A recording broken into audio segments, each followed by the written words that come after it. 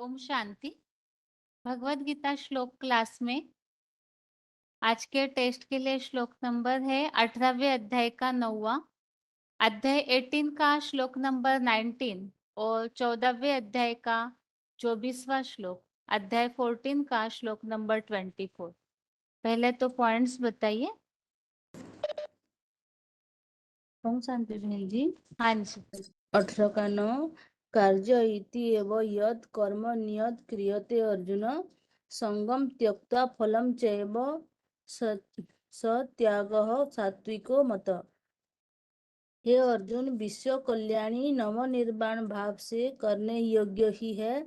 ऐसे जो कर्म अपनी देह, किसी व्यक्ति व वस्तुगत आसक्ति और फलेच्छा को त्याग कर नियम पूर्वक किया जाता है, वही अव्वल नंबर सतयोगी सुखदायी सात्विक त्याग माना जाता है। संगम युग में शिव बाप जब आते हैं तो जिस मनुष्य तन में प्रवेश करते हैं उसमें संस्कार होते हैं। क्या वो ही संगम युग के संस्कार? क्या संस्कार? विश्व के लिए, जो विश्व की आत्मा के लिए त्याग करने के संस्कार। क्या त्याग करने के लिए संस्कार? सादा खाना, सादा पहनना और सादा रहना। सुख भले कम मिले, लेकिन जो भी ईश्वर की संपत्ति, ईश्वरीय संपत्ति है, ईश्वरीय सेवा में आता है, वो विश्व कल्याण के लिए आता है, या कोई विशेष व्यक्ति के देह के परवरिश के लिए आता है, सारे विश्व के लिए कल्याण के लिए आता है। तो जैसा भाव वैसी प्राप्ति, कहते हैं ना, भाव प्रधान विश्व रचि राखा। भाव ही प्रधान है। कर्म करने में, वाचा बोलने में, दृष्टि से देखने में भाव क्या हुआ? भाव क्या है? तो भाव श्रेष्ठ हुआ या स्वार्थी भाव हुआ? श्रेष्ठ भाव हुआ ना। तो इस श्रेष्ठ भाव के कारण वो आत्माएं जो ऐसी त्याग पुरुषार्थी जीवन बनाती है, वो उसका रिजल्ट क्या होता है? रिजल्ट अच्छा ही आएगा ना। तो उन्हें जो प्राप्ति होती है भगवान से, वो प्राप्ति और दूसरों को जन्म जन्मांतर नहीं होती है, विश्व का मालिक बनता है और स्वर्ग को जरूर स्थापना करेंगे। बाबा सिर्फ कहते हैं कि देहभान छोड़ो, देह अभिमानी बनो, और एकदम बहुत महीन बात है तो इसी बात में लटक पड़ते हैं। थोड़ी सी चीज में भी लटकाव हो जाता है, बुद्धि को लटक का ही देते हैं। बाबा ने आगे कहा था, बाबा ने प्रोग्राम भेज दिया कि तुम 108 चक्रती का क्योंकि तुमको बड़ा जवाहरी मिला। 108 का चक्रती का कपड़ा पहनना बड़ा नशा, एकदम बड़े राजाओं से व्यवहार वगैरह होता है। नशा तुम्हारा कैसे टूटे? नई दुनिया में, स्वर्ग में बड़े बड़े राजाएं होंगे ना, महाराजाएं, उनसे तुम्हारा अभी व्यवहार होता है ना। तो नशा तो नहीं टूटना चाहिए, परंतु माया रावण ऐसा है, नशा काफुर हो जाता है तो टूटना तो चाहिए ना। और यह सभी जो कुछ भी है वह कैसे छूटे, क्यों छूटे? बेहद का बाबा आया हुआ है नई दुनिया बनाने के लिए। बताते हैं त्याग से भाग्य बनता है। उतना ही हमें चाहिए जितने से हमारा पुरुषार्थ बरकरार बना रहे, दिन दुगुना रात चौगुना बढ़ता रहे। तो 108 चकत्ते वाले कपड़े की बात बताई है, तो रोटी, कपड़ा और मकान तीनों की बात है। उदाहरण सिर्फ 108 चकत्ती के कपड़े का दिया। उस 108 चकत्ती के कपड़े से भी हमारा पुरुषार्थ तो चल सकता है ना। तो रोटी के लिए भी बताई, पेट क्या चाहता है? एक पाँव आटा, इतने से पुरुषार्थ हो सकेगा? मकान, 108 चकत्ती का कपड़ा पहनेगा और मकान आलीशान घर में रहेगा तो लोग पूछेंगे ना, दिखाते हैं कि हम बड़े त्यागी हैं, मकान भी त्यागी का कैसा होना चाहिए? कितने बड़े मकान में पुरुषार्थ हो सकता है? एक झोपड़ी में पुरुषार्थ हो सकता है या नहीं? घास फूस की झोपड़ी वाला बाबा ने जब सत्संग शुरू किया था, मम्मा से कमरे से भी छोटा एक कमरा था और बोला भी है, जिस कमरे में रहते हो जिस कमरे में रहते हो उसी में क्लास लगाओ, उसी में खाना बनाओ, झाड़ू पोछा करके उसी में सो जाओ। तो पुरुषार्थ और सेवा दोनों चलेगा या नहीं चलेगा? तो बोला, ये देह अभिमान छोड़ो, देही अभिमानी बनो। एकदम बहुत महीन बात है। जो भी हमारे पास रोटी कपड़ा और मकान है, वो सारा ईश्वरीय सेवा में लगा दे। अपने लिए सिर्फ पुरुषार्थ करने मात्र के लिए रखे, इसको देह अभिमानी कहेंगे। देह अभिमान चाहिए। देह अभिमान क्या है और कितना है? देह अभिमान क्या है और कितना है? तो चाहिए क्या इशारा दिया? टूटना चाहिए माना नहीं तोड़ते। देह अभिमान क्या होगा? हम देह अभिमान, आलीशान मकान, आलीशान कपड़े और आलीशान भोजन, उसका देह अभिमान हम नहीं छोड़ सकते। भोजन भी आलीशान करते हैं ना। तो 5 स्टार होटल में जाते हैं, एक दिन में कितने तक पेमेंट कर देते हैं। तो बोला, ये सभी जो कुछ भी है वो कैसे छूटे? देहाभिमान कैसे छूटे? सब छूटना चाहिए, सब टूटना चाहिए। ओम शांति। ठीक है माता जी।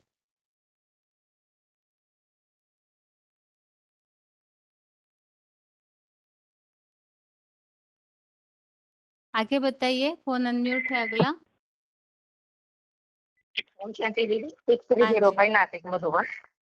हाँ, सम दुःख सुखता समालोष्टा सुखांतना तुल्य प्रिया प्रियोधिरा तुल्य निंदा स्मृति संस्तुति।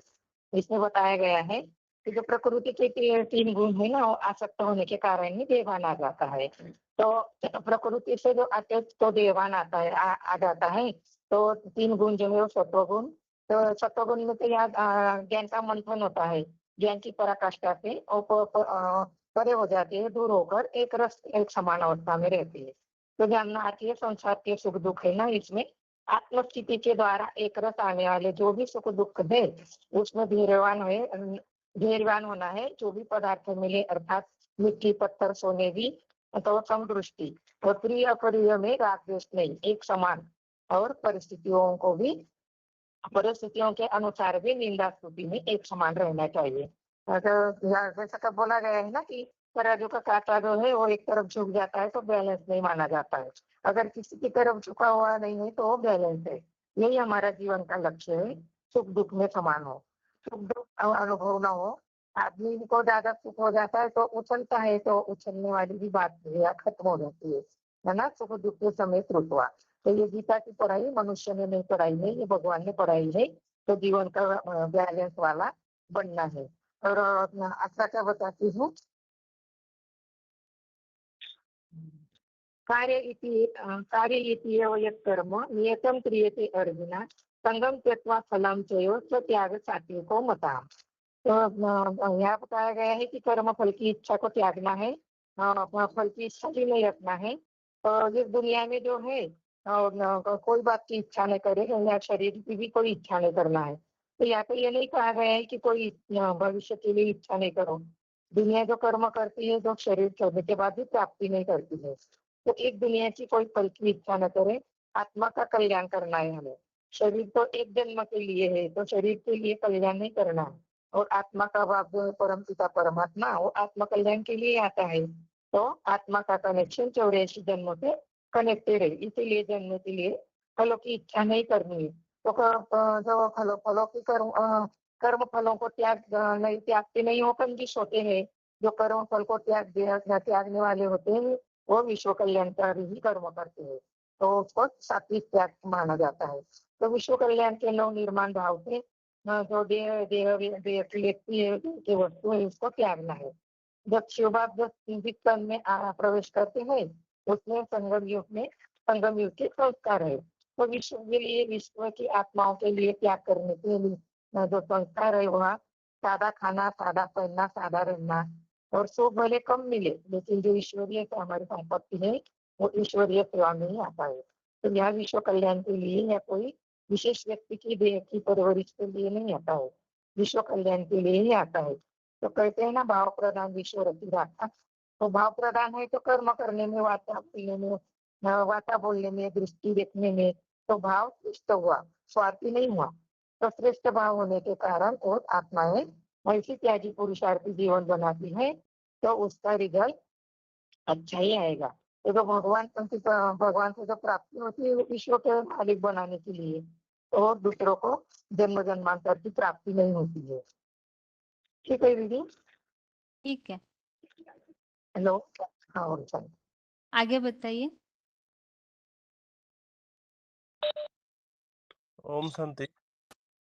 श्लोक है का कार्यम इति एव यत् कर्म नियतम क्रियते अर्जुन संगम त्यक्त्वा फलम चैव स त्याग सात्विको मत। इसमें यह बताया गया कि जो सात्विक त्याग क्या है ना, जो भगवान आकर जो विश्व कल्याण हेतु, नवनिर्माण हेतु जो भाव से जो कर्म करते हैं, तो उस भाव से हमारा भी कर्म करना चाहिए। ऐसे जो कर्म करता है और अपनी देह या किसी वस्तु की आसक्ति में बंधायामान नहीं रहता है और फल की इच्छा को त्यागता है, और जो गीता विधान अनुसार जो नियम पूर्वक कर्म किया जाता है, ऐसे कर्म को सात्विक त्याग माना जाता है। तो इसमें ये बताया कि जो योगी होते हैं पुरुषोत्तम संगम में कर्म के फल को त्याग कर परम शांति को पाते हैं, जबकि जो अयोगी होते हैं, जो भोगी होते हैं, वो कामनाओं के कारण फल में आसक्त हुआ भली भांति देह के इंद्रियों के जो बंधन है उस बंधन में बन जाते हैं। जैसे एग्जाम्पल में बताया कि देख सकते हैं प्रजापिता के जीवन की ये में कि वो उनके जो सारे जीवन में त्याग ही दिखाया है कि सादा खाना, सादा रहना, सादा जीवन उनको क्योंकि उनका जो भाव है कि कैसे विश्व आत्मा का कल्याण हो, तो इस भाव से वो जो है सेवा, यज्ञ सेवा करते रहे। और कर्म फल की आसक्ति को त्याग किए करना मतलब आप बता रहे कि देखते हुए ना देखना, उसको कर्मातीत अवस्था कहा जाता है। मतलब ऐसे आत्मिक स्थिति में कोई भी कर्म करते हैं कि उस कर्म के करने के बावजूद भी कोई से भी आसक्ति ना रहता है, सबके प्रति समान दृष्टि, ऐसे व्यक्ति को कर्मातीत अवस्था कहा जाता है। और कर्म करते हुए कर्मेंद्रियों से आसक्ति नहीं, ऐसे आत्मा पवित्र आत्मा होती है, होती है, और देह के संबंधी के प्रति आसक्ति नहीं होता है। तो बाबा जैसे एग्जाम्पल बताएं आसुक मासुक की कहानी, जैसे कपड़ा का दुकान, कपड़ा फाड़ना, तो ये सब एग्जाम्पल हम सब दे सकते हैं। तो हमको जो विश्व कल्याणार्थ कर्म करना चाहिए, तो बाबा जैसे कर्म करते हैं तो वैसे भी हमको ही बाबा का भी सहयोगी बनना है। और इस श्लोक में ये बताया, और 14 का 24 में बताया सम दुःख सुख स्वत समलोष्टा समकांचन तुल्य प्रियो प्रिया प्रियो धीर तुल्य निंदा आत्मसंतुष्टि। तो इसमें ये बताया कि जो इन जो 3 गुणों को पार करने वाला का लक्षण बताया, वह कैसा होता है। तो इस चीज़ को ये बताया कि 3 गुणों को पार करने वाला आत्माओं को का लक्षण इस श्लोक में बताया कि अभी जो नारकीय संसार के दुख सुख में भी सदैव ज्योति बिंदु आत्मा में सदाशिव समान आत्मस्थ है, क्योंकि ज्ञान की मनन चिंतन में है। और मिट्टी पत्थर सोने जैसी कोई भी हो तो समदृष्टि और प्रिय अप्रिय में एक समान, और आने वाले जो सुख दुख में धैर्यवान है। ऐसे जो निंदा स्तुति में एक समान रहने वाला आत्मा, प्रकृति के 3 गुणों को पार करने वाला ऐसे को जो बताया जाता है कि स्थिर बुद्धि होते हैं। तो ये बताया कि जैसे तराजू का काँटा जैसे बीच में होता है, तो समान होता है, ऐसे हमारे जीवन में भी दुःख-सुख में भी समान रहना है और दुःख में हो या सुख में हो, सदैव एक स्थिति में रहना है। और ये 3 गुणों के बारे में जो बताया, 3 गुणों को पार करना, ये सतयुग की सीढ़ी को भी पार करना, मतलब विष्णु लोक को वैकुंठ में जाके पहुँचना, ये होता है 3 गुणों को पार करना। ओम शांति बहन जी। ठीक। आगे माता जी बताइए। ओम शांति। हाँ जी, हाँ बहन जी, क्या बताना है? पॉइंट नोट किया है तो बताइए।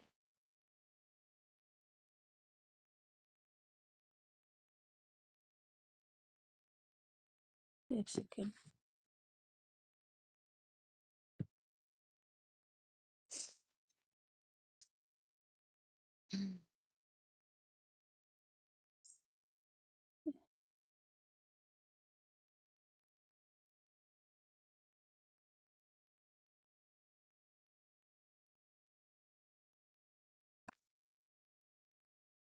इसमें बताया जो हमारा जो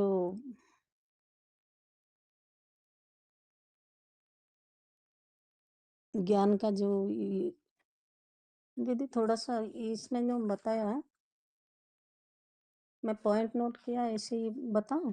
बताइए, चलेगा।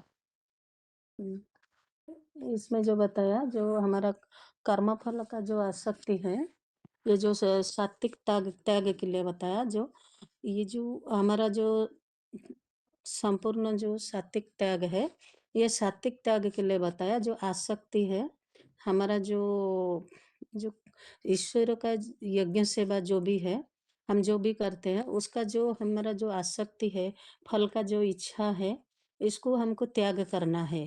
और त्याग करके श्रीमत अनुसार जो कर्म करेंगे, वही है हमारा सात्विक त्याग। सात्विक त्याग माना जो है वो सुखदायी, सुखदायी। हम जो भी कर्म करेंगे, जो हमको भी खुशी होगा, आमने सामने उनको भी, हमें जिसका भी सेवा करते हैं, सॉरी सेवा नहीं, मतलब जो हम जो त्याग करेंगे वो हाँ सुखदायी होगा। और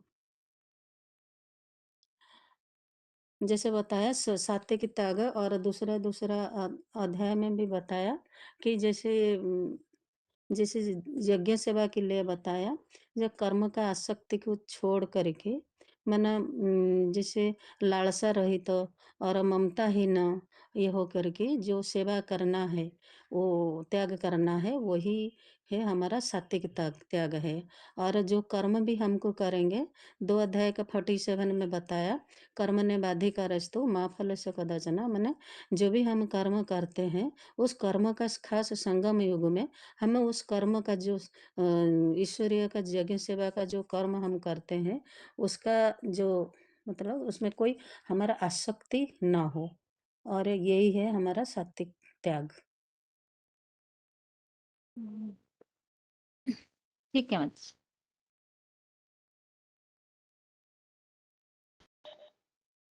ओम शांति जी। हाँ जी, हाँ, हाँ जी बताइए। कार्यविच्चेव यत्कर्म नियतं क्रियते अर्जुन संगं त्यक्त्वा फलं चैव सत्याग सात्विको होता है। सात्विक त्याग के बारे में बताया है। जो भी कर्म शास्त्र विहित है, वो उस कर्मों को नहीं छोड़ना है।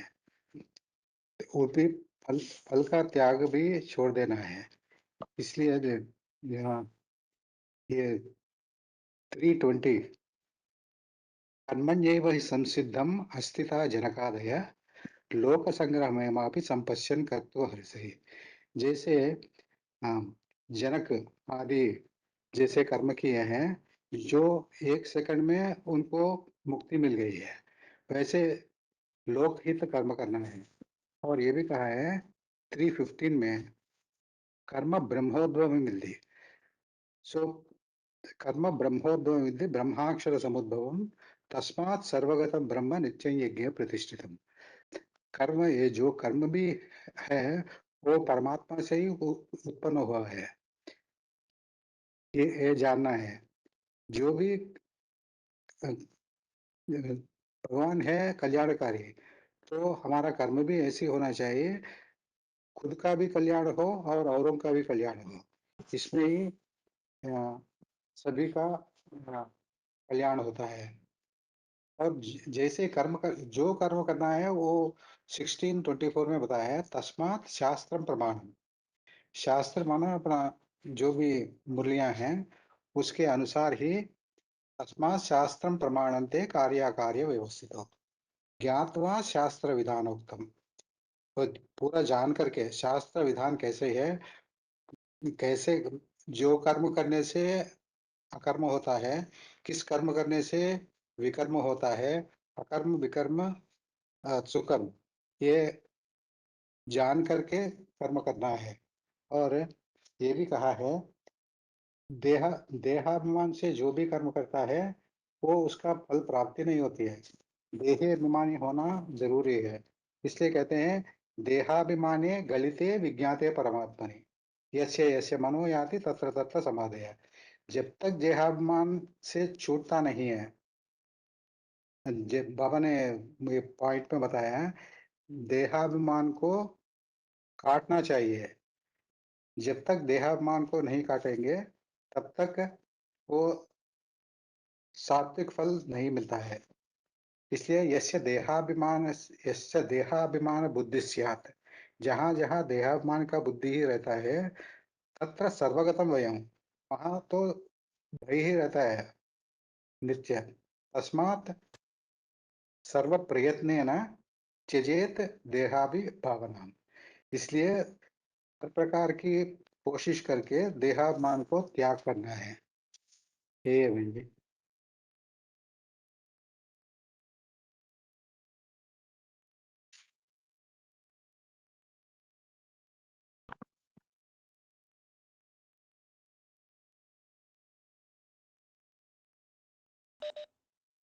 आगे बताइए।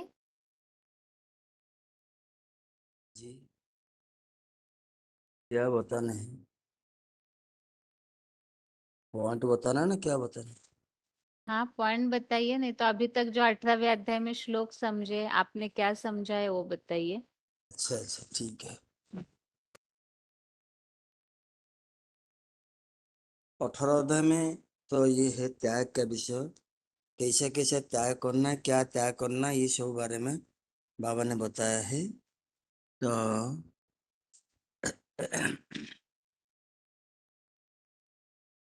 ये कौन सी त्याग, पहले तो बताया कि त्याग किसको कहा जाता है, कि जो वो सांसारिक कामनाओं को त्याग करते हैं, इसको त्याग कहा जाता है। कि तन धन आदि का जो त्याग, उसको त्याग कहा जाता है।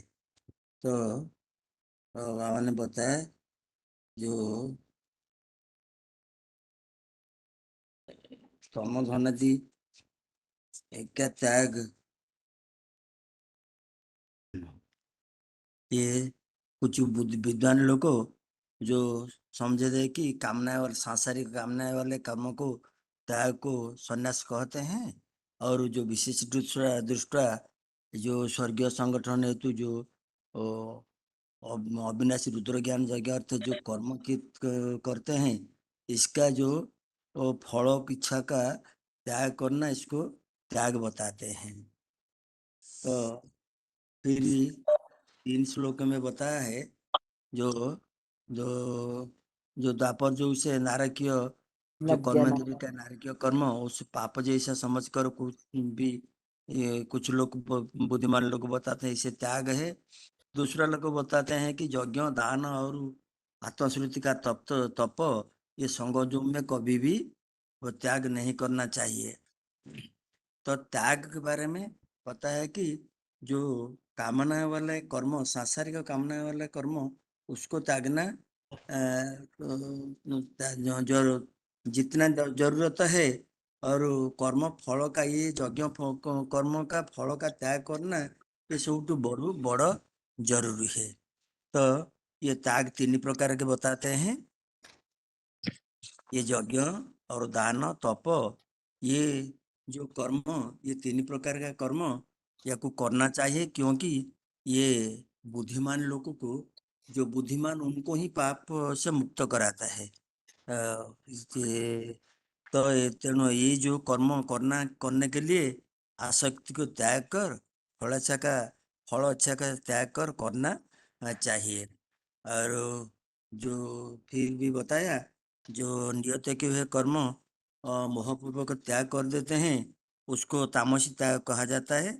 और जो कर्म दुख समझकर और उसको भय से परित्याग करते, ये राजसी कर्म कहा जाता है। उसका फल भी, त्याग का फल कुछ नहीं मिलता है, परंतु जो तो कर्म को किया जाता है कि जो सात्विक कर्म है, उसको आसक्ति और फलचा का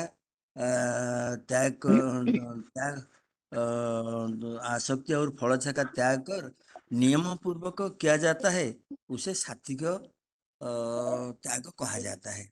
ये 18 अध्याय में इतना ही बाबा ही बताया है, और आगे सब है इतना ही पढ़ा हुआ है। ठीक। ओम शांति बहन जी। ओम शांति दीदी। ओम शांति बहन जी। एक मिनट, और भी फोन अनम्यूट है।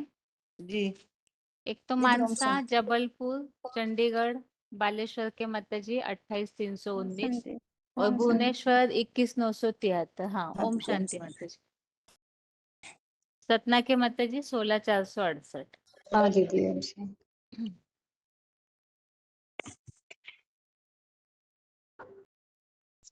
14वें अध्याय में जो श्लोक हमने अभी तक समझे हैं,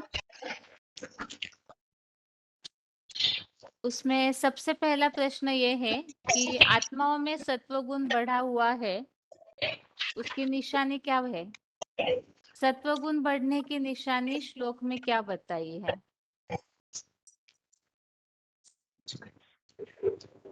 सत्वगुण से दीदी सुख आसक्ति में बांधते हैं, मतलब सत्वगुण जब हमारे अंदर नहीं होता तो ये है तो उसका हमारा- रिजल्ट है। कैसे पता चलेगा कोई पुरुषार्थी में सत्वगुण बढ़ा हुआ है? हेलो दीदी। हाँ जी ये माता जी। दीदी, ये सत्वगुण बढ़ने का निशानी है ज्ञान के प्रति आसक्त हो, ज्ञान के प्रति आसक्त होना है सत्वगुण बढ़ने की निशानी है। दीदी अच्छा, जो और मुरली में बाबा क्या बताते हैं, और कोई निशानियां मुरली में बताई है?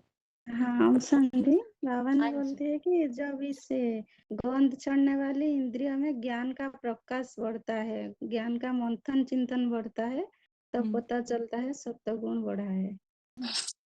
मनन चिंतन जो है वो तो बुद्धि में चलता है ना माता जी, फिर यहाँ पर ये बात किस हिसाब से बताई हुई है?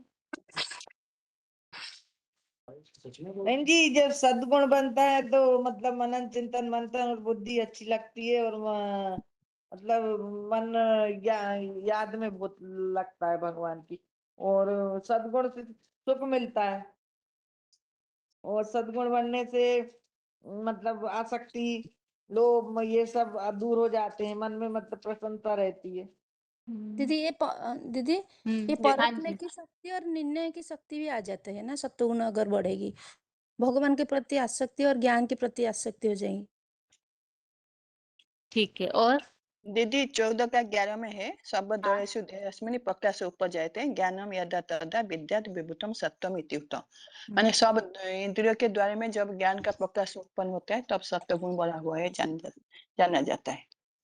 बहन जी, इसमें दिया ना, जब दीदी गंध छोड़ने वाली है कि सभी इंद्रियों द्वारों से एकमात्र सत्य गीता एडवांस ज्ञान प्रकाश का मंथन से उत्पन्न होता है, तब पुरुषोत्तम संगम युग में ब्रह्म सुख सत्य की नई दुनिया में सद्गुण विशेष बढ़ा है, माने तब सद्गुण विशेष बढ़ता है जब गंध छोड़ने वाली सभी इंद्रियों से ज्ञान का प्रकाश आ जाता है सभी इंद्रियों में, सब जगह मतलब भगवान की याद आती है और भगवान का प्रकाश आता है और ज्ञान का चिंतन मंथन बढ़ता है, तब सद्गुण बढ़ता है।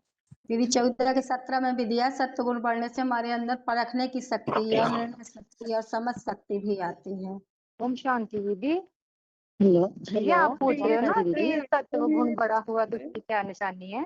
हाँ हाँ दीदी, बोलिए हाँ बोलिए दीदी, माता जी। बाबा ने हाँ जी। मुरली में बोला ना, बाबा ने मुरली में बोला ना कि पॉइंट आया कि अगर कोई किसी की आत्मा किसी चढ़ी हुई है तो उससे क्या दिखाई पड़ता है कि कोई गटर में घुसता है ना, तो उसे उसकी बदबू भी महसूस नहीं होती है कि वो गटर में गया है कि नहीं गया, क्योंकि उसकी जो आत्मा की स्थिति है वो एक बाप की तरफ लगी हुई होती है।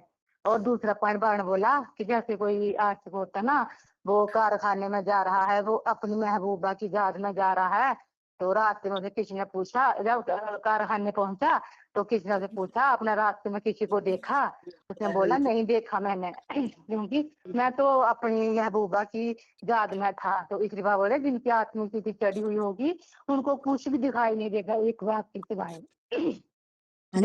पॉइंट बाबा बोलते हैं ना। हाँ जी, हाँ बताइए जो आगे। हाँ जी, सतोगुण है ज्ञान की सुखा शक्ति से बांधता है, चिंतन मंथन चलता है। जो ज्ञान छोड़ने वाली इंद्रियां उसमें प्रकाश उत्पन्न होता है, और वो जो सतोगुण है सात्विक स्टेज में लगाता है। जैसे कि बाबा की याद में रहते हैं, तो जैसे कोई भी गटर वाली बात जो बताई है, और जो इन परखने और निर्णय शक्ति भी आती है। सतोगुण उच्ची स्टेज में स्थित करवाता है स्वर्गीय लोक की। जैसे बाबा कहते हैं कि रजोगुण होता है वह कर्म इंद्रियों को नहीं, कर्मों को नहीं छोड़ते। सतोगुण वाले ज्ञान इंद्रियों से भी सुख लेते हैं, स्वर्गीय सुख का अनुभव करते हैं। सतोगुण सात्विक स्टेज में बांधता है। ओम शांति दीदी दीदी। ये दीदी सत्वगुण बाबा ये बढ़ने पर माना। हेलो दीदी। हाँ जी, बोलिए माता जी, हेलो बोलिए बोलिए माता दीदी, जी। सत्वगुण बढ़ने पर मैं आज दीदी मेन बात यह है कि सारी दुनिया हम कलंक लगाते हैं, ये ग्लानि करते हैं, लेकिन वो व्यक्ति चुपती नहीं है। माना सत्वगुण बढ़ने पर मूल बात यह है जिसको 14 की 16 में बताया दीदी ये बात। फिर बाकी उसके बाद ज्ञान के प्रति आसक्ति, शक्ति, परखने की शक्ति वो उनमें भी दिखाई देता है सत्वगुण बढ़ने ग्लानि पर। की बात क्या बताए? दीदी इसमें बताया भले सारी या कलंक लगाती है या ग्लानि करते हैं, उसमें भी वो चुपती नहीं है। हम्म जैसे बताया ना दीदी 14 का 6 में बताया, 17 17 निर्मल नाम सुख बद्धमति ज्ञान चानग। माना इसमें बताया हे निष्पाप धवल श्वेत अर्जुन, भले सारी दुनिया कलंक लगाती है या ग्लानि करती है फिर भी चुपती नहीं है। फिर भी वहाँ पुरुषोत्तम स्वर्णिम संगम में सत्य की प्रत्यक्षता होने पर अपने गुणों के निर्मल होने से ज्ञान प्रकाश व राग रहित सत्व गुण साकारी से निराकारी बने परमात्मा को ज्ञान की आसक्ति द्वारा संपूर्ण सत्य बने अभिवेक को सर्वोत्तम सुखा सत्य में बांधता है। ठीक है माता जी। अभी एक प्रश्न यह है कि रजोगुण और तमोगुण, इसमें दोनों में क्या अंतर बताया जा सकता है? रजोगुण और तमोगुण दोनों में क्या खास अंतर है? जैसे रजोगुण में जैसे शरीर में रजस शक्ति बढ़ता है, देहभान आता है, लेकिन जब तमोगुण आ जाता है तो सब नास्तिक बन जाते हैं। जैसे बाबा बोलते हैं ना, अभी कलियुग अंत में सब नास्तिक है, ना कोई धर्म के ऊपर, कोई भी धर्म के ऊपर किसी का आस्था नहीं है। जैसे साइंटिस्ट को बोलते हैं कि वो अपने जिस डाली में खड़े हैं उसी डाली को काट रहे हैं, मतलब इस सृष्टि को विनाश के लिए जो बारूद बनाते हैं, ये तमोगुण में दिखाता है। वेंदी तमोगुण ये रजोगुण बढ़ने से क्या दीदी होता रजोगुण ने ये बताया है, अति भोगी बन कि जाते हैं। रजोगुण कलयुग के अंत में जब तमोगुण बनता है तो क्या हो जाता है, सर्वव्यापी का ज्ञान सर्व जगह फैल जाता है। भगवान को नहीं मानते, अपनी अपनी ढपली अपना अपना राग लापते हैं और अति भोगी बन जाते का मतलब काम विकार को इतना बेग फैलने लगता है। जितने द्वापर युग में काम विकार कम, मतलब रजोगुण से काम विकार उतना नहीं आता जितना कि कलयुग के अंत में तपोगुण से काम विकार फैलता है। दीदी रजोगुण से कर्म, रजोगुण सांसारिक कर्म में लगाता है, और तमोगुण जो है जो बुद्धि को ढक कर गफलत में डाल देता है, उसमें लापरवाही मूढ़ता और कार्य में मन न लगना, ये सब होता है। यदि रजोगुण जैसे, तो रजोगुण तो दीदी शुरुआत में ही आता है, द्वापर युग से आता है। तो रजोगुण में सिर्फ उसमें यह दिखाया जाता है कि कर्मों में आसक्ति में बांधता है, लगाव लगता है, लालसा आसक्ति उत्पन्न होती है। लेकिन जब तमोगुण बढ़ जाता है तो तमोगुण में तो अज्ञानता ही आ जाती है ना, क्योंकि सर्वव्यापी का ज्ञान फैल जाता है। तो लोगों की जो बुद्धि है ना, तो बुद्धि भ्रमित हो जाती है, उसको यही नहीं पता चलता क्या सही है क्या गलत है। उसके अंदर अज्ञान अंधकार छा जाता है, तो वो नीचे ही गिरता चला जाता है, क्योंकि उसके अंदर कोई समझ शक्ति ही नहीं रह जाती है। हेलो दीदी। दीदी वो ये जो दीदी रजोगुण रजोगुण यही है बोला ना कि जब वो द्वापर आपको जुगाता है ना। हो गया पानी का। बोलिए बोलिए जम्मू के माता जी बताइए। हाँ दीदी वो बोला ना जब रजोगुण द्वापर होता ना तो तब बोलते हैं कि भगवान को सर्वव्यापी क्यों मानते हैं, क्योंकि उन्हें जगह जगह पर ढूंढते हैं भगवान को, भगवान कहीं नहीं मिलता। तो एक कहानी बना दी कि लोमड़ी की कहानी बोलते हैं ना कि वो ढूंढते थे तो वो खाने के जो डोल उसके हाथ में नहीं आए तो बोला कि अंगूर खट्टे हैं। ऐसे दीदी द्वापर युग में भगवान को सर्वव्यापी बोल देते हैं, भगवान तो उनको मिलता नहीं ढूंढने पर, और वो बोलते हैं कि भगवान सर्वव्यापी है। और कलयुग में क्या होता है कि घर घर में कला क्लेश बाबा बोलते हैं ना कला का युग हो जाता है, जो तमो प्रधान युग आता है ना तो घर घर में कला क्लेश की शुरुआत हो जाती है। जो तमोगुण की निशानी है, देहवान आ जाता है, काम क्रोध मोह लोभ अहंकार सब कुछ आ जाता है इंसान के अंदर। दीदी हाँ हेलो जी। दीदी। हाँ, हाँ जी रजोगुण माता जी। में क्या होता है ना, कर्म में तो आसक्त हो जाते हैं, लोभ और आसक्ति तो बढ़ता है। फिर रजोगुण में क्या होता है, लापरवाही, आलस। आलस्य मतलब काम को टालना। जैसे कोई काम अभी ऑफिस में देखो, वो एक काम है लेकिन वो जो ऑफिसर है वो काम करने के लिए इच्छा नहीं करते, काम को टालते हैं, आज नहीं कल करेंगे, कल नहीं परसों करेंगे, ऐसे काम को टालते रहते हैं। आलस्य भी आ जाता है, लापरवाही भी आ जाता है, हाँ निद्रा भी आ जी जाता है। सूत्री बोला आपने। ओम शांति दीदी। दीदी हाँ जी। रजोगुण में ऐसे कि जैसे ज्ञान, जैसे अभी हमारे ब्राह्मण परिवार में उसके हिसाब से बता रही हूँ कि जैसे अभी बाबा बोलते हैं ना ज्ञान की, हमें ज्ञान की बातों में रमन करना है, तो उसकी तरफ ध्यान ना दे के अपने देह के धंधों में ही ध्यान देते रहते हैं, देह के कर्मों में ही लगे रहते हैं, और मतलब उसी में आसक्ति लगाव उनकी लगी रहती है, देह के धंधों में, मतलब ज्ञान की बातों में ध्यान नहीं देते। और जो तमोगुण बढ़ता है तो फिर वो आलस्य, लापरवाही, निद्रा आ जाती है, तो वो भगवान को भूल जाते हैं बिल्कुल ही, और एकदम ही आलस में आ जाते हैं, और काम इंद्रिय के काम में, मतलब अपनी काम इंद्रियों के काम में ही लगे रहते हैं। और दीदी सत्वगुण का आपने पूछा था मेरा कि नंबर अभी सत्वगुण का कैसे पता चले कि सत्वगुण बढ़ा है। इसके लिए बाबा मूल्यों में बोलते हैं ना कि कैसी भी स्थिति परिस्थिति हो, मुश्किल से मुश्किल कठिन, वो जो सत्वगुण जिसका बड़ा होगा वो उसको ज्ञान की कटारी से काट लेगा, ज्ञान के द्वारा उस स्थिति परिस्थिति को पलट कर सुख में परिवर्तन कर देगा, जो बाबा के लिए बोला जाता है। ये दीदी 1800 कुछ में ही पॉइंट आया था। ओम शांति। दीदी ये जैसे दीदी भी मूल्यों में कहते हैं कि जो रजोगुण बड़ा होगा तो मेले में लाकड़े करेंगे, प्रोजेक्टर करेंगे भी, ऐसे नहीं कि बाबा की याद में ज्ञान सुनाए। यहाँ व्यक्तिगत पुरुषार्थ के हिसाब से हम देखेंगे कि व्यक्तिगत पुरुषार्थ, क्योंकि श्लोकों में जो बात चल रही है अभी, आगे जो बातों का प्रसंग चल रहा है कि इन 3 गुणों को हमें पार करना है।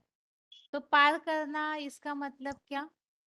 आत्मिक स्थिति में रहेंगे तभी 3 गुणों को पार करेंगे, क्योंकि सतयुग सत्वगुण होता है, वो भी कभी अभी के पुरुषार्थी जीवन में ये जो बातें बताई जा रही है, क्या ऐसी स्थिति संभव हो सकती है?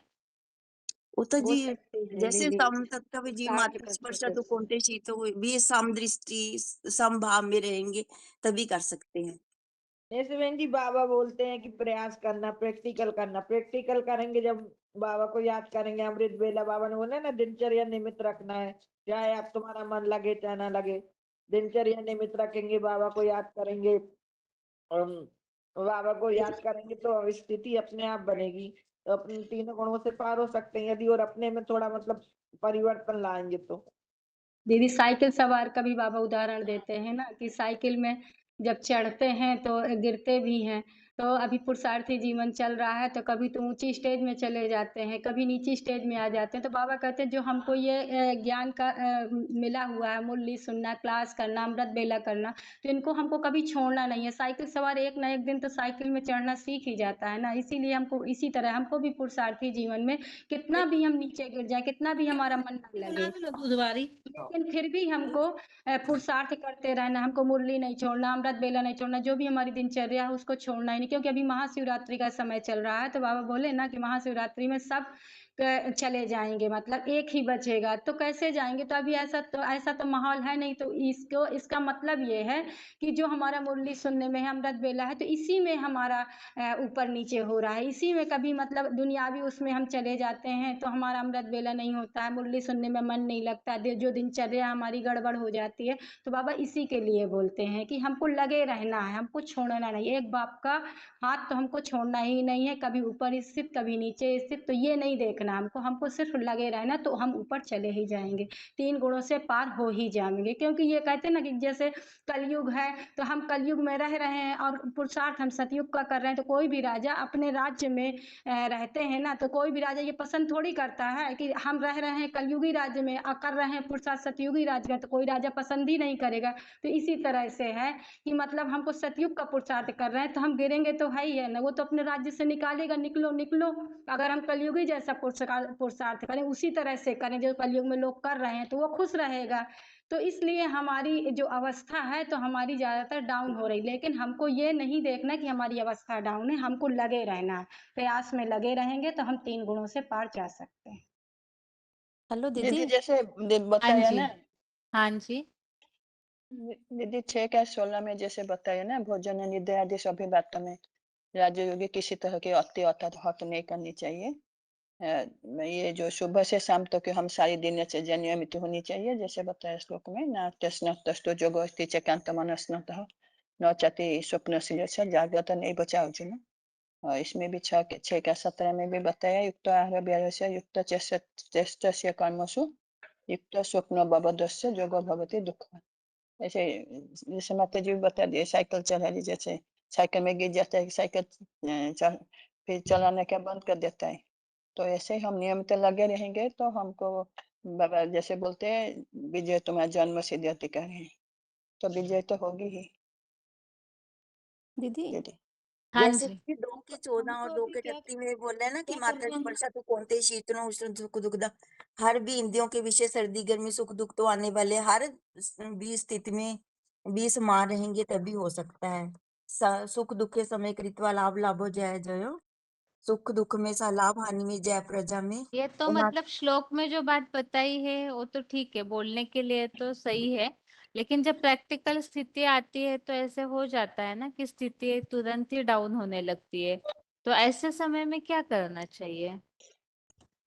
तो वो दीदी तो ऐसे समय में जैसे हमें ये समझना है कि जो हमारी स्थिति ऊपर नीचे हो रही है, या क्योंकि हम देह समझ रहे हैं, देह 3 गुणों में आती है, आत्मा तो 3 गुणों से परे है, मतलब कि उसको तो ऊपर नीचे होना ही है। तो हम जब ये नहीं देखेंगे, देह की तरफ ध्यान नहीं देंगे, ना दूसरे को देखेंगे, जब दूसरा भी कोई कुछ गलत कर रहा है तो वो भी मतलब प्रकृति के 3 गुणों के कारण ही कर रहा है। जब खुद को भी आत्मा समझेंगे, दूसरे को भी आत्मा समझ देखेंगे, शिव बाबा की याद में रहेंगे, तभी स्थिति ऊंची चढ़ेगी और हमें मतलब नीचे नहीं गिरेंगे।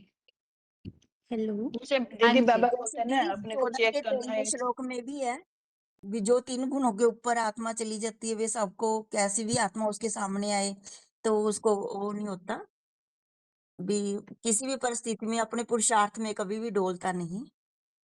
जैसे 14 के 23 में भी समझा है श्लोक में।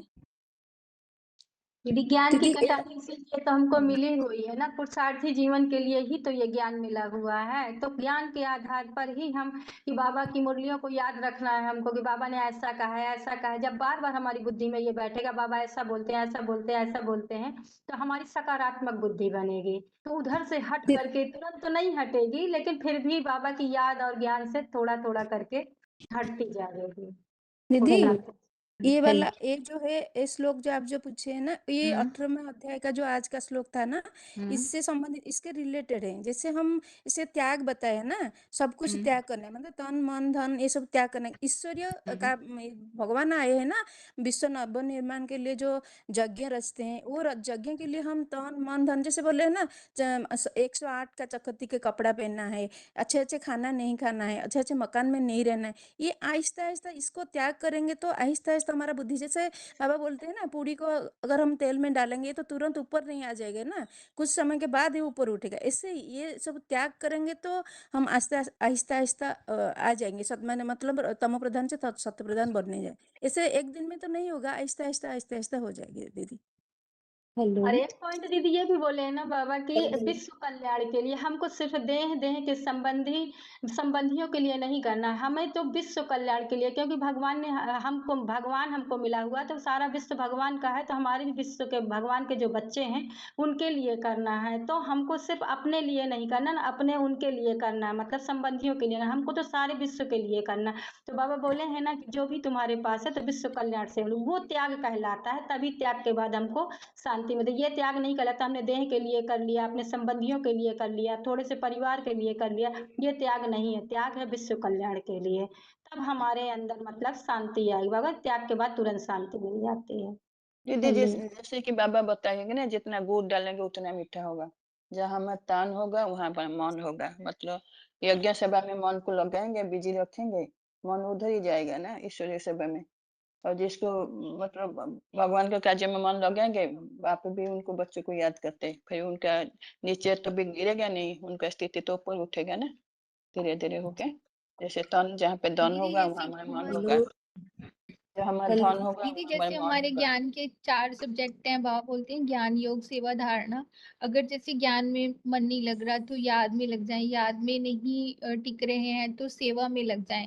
मतलब एक स्थिति को दूसरी स्थिति से कन्वर्ट करने की कोशिश करेंगे तो फिर नीचे नहीं गिरेंगे, मतलब थमे रहेंगे। हेलो। हाँ जी माता जी। हाँ जी दीदी, जब हम 3 गुणों से पार जाएंगे तो सबसे पहले जन्म मृत्यु बुढ़ापा के जो दुख हैं उनसे हमें मुक्ति मिलेगी, क्योंकि हम भगवान की याद में सिर्फ एक ही जन्म में 3 गुणों से पार जाते हैं। सतयुग शुरू हुआ माना कि ये सतरज तम का जो चक्कर है वो भी पूरा हो जाता है। तो जब हमारा सत्व गुण बढ़ेगा तो इंद्रियों के सभी द्वारों से ज्ञान का प्रकाश जो है वो बढ़ने लगता है, और हमें ना सुख से मतलब है, ना दुख से, ना मिट्टी पत्थर से, ना सोने से, किसी में भी चीज में आसक्ति नहीं रहती। तो इंद्रियों के तो उसके लिए सबसे पहले हमें क्या करना है, अपने पुराने संस्कारों का त्याग करना है जो हमारे देहभान के कारण ही आता है। तो बड़े से बड़ा त्याग है कि हर सेकंड अपने आप को चेक करना है। जितना त्याग करेंगे उतना ही भाग्य की प्राप्ति होगी, क्योंकि वर्तमान समय में ही हम ये त्याग कर सकते हैं भविष्य के लिए। संगम युग का जो त्याग है वो भविष्य वो जो त्याग है ना, बड़े भाग्य से अभी हमें मिला हुआ है, क्योंकि अभी भाग्य बनाने वाला स्वयं भगवान जो है वो हमारे साथ है। तो वो ही हमें परम पद की प्राप्ति करवाता है, जो सत्य सनातन धर्म की आबरू है, सत्य सनातन धर्म की जिससे शुरुआत होती है, तो उसको फॉलो करेंगे तो हम इन गुणों से पार करेंगे। ओम शांति। मैं बताऊँ थोड़ा सा। हाँ जी बताइए माता जी। जैसे 3 गुण से पार जाना माने जैसे सत्य त्रेता द्वापर कली 4 युगों में से तो 3 गुण सत्वगुण रजगुण और तमोगुण, ये 3 गुण से पार जाना माना संगम युग में जाना। लेकिन दुनिया वालों को तो ये बात पता नहीं है, वो तो समझते अभी हम कली युग में है और कली युग लाखों करोड़ है। लेकिन जिनको पता है संगम युग के बारे में, उन्हीं के बारे में बताया कि जैसे ये 14 का 17 में बताया कि उनमें आ जाता है परखने की शक्ति और निर्णय करने की शक्ति। तो हमारा अवस्था जो डाउनफॉल हो रहा है उससे हम रोज ही परखना है। जैसे बाबा बोलते हैं तो दिन भर में कितने समय बाबा की याद में रहे, कितना ज्ञान का मंथन चिंतन किए, रात को बैठ के लिखो, तो उनमें से हमको पता चल जाता है हमने कितने समय की पुरुषार्थ किए हैं। अगर उसमें डाउनफॉल हो जाता है तो ऐसे आज जो 18 अध्याय में बताया कि जो त्याग के बारे में बताया कि देह देह के संबंधी ये सब तो त्याग करना है, लेकिन यज्ञ सेवा ध्यान दान और तप ये त्याग नहीं करना है। अगर डाउनफॉल हो रहा है तो ये जो बाबा ने जो ज्ञान का जो 4 सब्जेक्ट दिया है, ज्ञान जब धारणा सेवा, किसी ना किसी में भी लग जाओ तो अवस्था ऊपर जाएगी। ओम शांति। हाँ दीदी। हेलो। दीदी आजकल 8937 हेलो। बताइए माता जी। हाँ, जैसे बाबा ने कहा है कि ऐसी कोई स्थिति आती है तो सब तज हरि भज, और एक क्लिप भी बना हुआ है जिसमें बाबा ने कहा कि पुरुषार्थ नहीं होता है तो क्या करना चाहिए, तो सब कुछ छोड़ दो, सिर्फ एक पाव आटा, माना 2 रोटी, सुबह 2 रोटी, शाम नमक के साथ खा लो, और इससे भी पुरुषार्थ बहुत अच्छा हो जाएगा, क्योंकि जितना त्याग करेंगे उतना भाग्य बनेगा। और ड्रामा को साक्षी होकर देखना है, क्योंकि जो स्थितियां परिस्थितियां आती है वो हम जब कुछ देखते हैं और उससे प्रभावित हो जाते हैं तब हमारी स्टेज डाउन हो जाती है। तो वही गुणों वाली बात कि जब हम हर व्यक्ति को, हर परिस्थिति को ऐसे देखें कि ये परिस्थितिवश या अपने पाठ के वश होकर वो पाठ बजा रहा है, तो हम डिटैच हो पाएंगे। ड्रामा को साक्षी होकर देखेंगे तो अच्छा रहेगा। और याद और सेवा, इन दोनों चीजों के ऊपर विशेष वो जोर देना है, क्योंकि याद भी नहीं टिक रही है तो कारण यही है कि हम प्रभावित हो रहे हैं व्यक्ति, वस्तु, परिस्थितियों से। तो अगर हम याद में लगते हैं तो बाबा की तरफ से मदद मिलती है कि बाप उठा लेते हैं याद में, माना बाप की याद से हमारी याद उठ जाती है। तो इन सब चीजों को अगर हम ध्यान देंगे तो स्वाभाविक है कि हमारी जो स्थिति है उसमें सुधार होगा, क्योंकि हमारी अपनी तरफ से मेहनत और बाबा की विशेष मदद, ये दोनों चीजें हमको मदद करेगी। Hello hello. हाँ जी दीदी, हम जैसे कि आत्मा को यदि पानी में पानी पानी जैसा माने, तो जैसे पानी है उसकी हम बर्फ जमा देते हैं, पर जब बर्फ मेल्ट होती है तो भी लिक्विड रूप में ही आ जाता है पानी के रूप में। और यदि पानी को उबालते हैं तो भी वो लिक्विड, उबाल के जब ठंडा होता है तो भी वो लिक्विड ही हो जाता है। माना कि आत्मा का गुण तो सदैव है, पर संग के रंग में आने से ही हमारे ऊपर जे सतरजतम जो गुण है उनकी कट जो है वो चढ़ती है। जैसे अग्नि है, अग्नि हमने जला दी, पहले पहले धुआं तो उठेगा ही उठेगा, उसके बाद वो आग जो है दिखाई देने लगती है। ऐसे ही जब हम ज्ञान योग की अग्नि में अपने आप को रखते हैं तो जो विकारों की कट है, पहले तो विकार ही दिखते हैं, पर धीरे धीरे वो विकारों की जो कट है वो कम होने लगती है।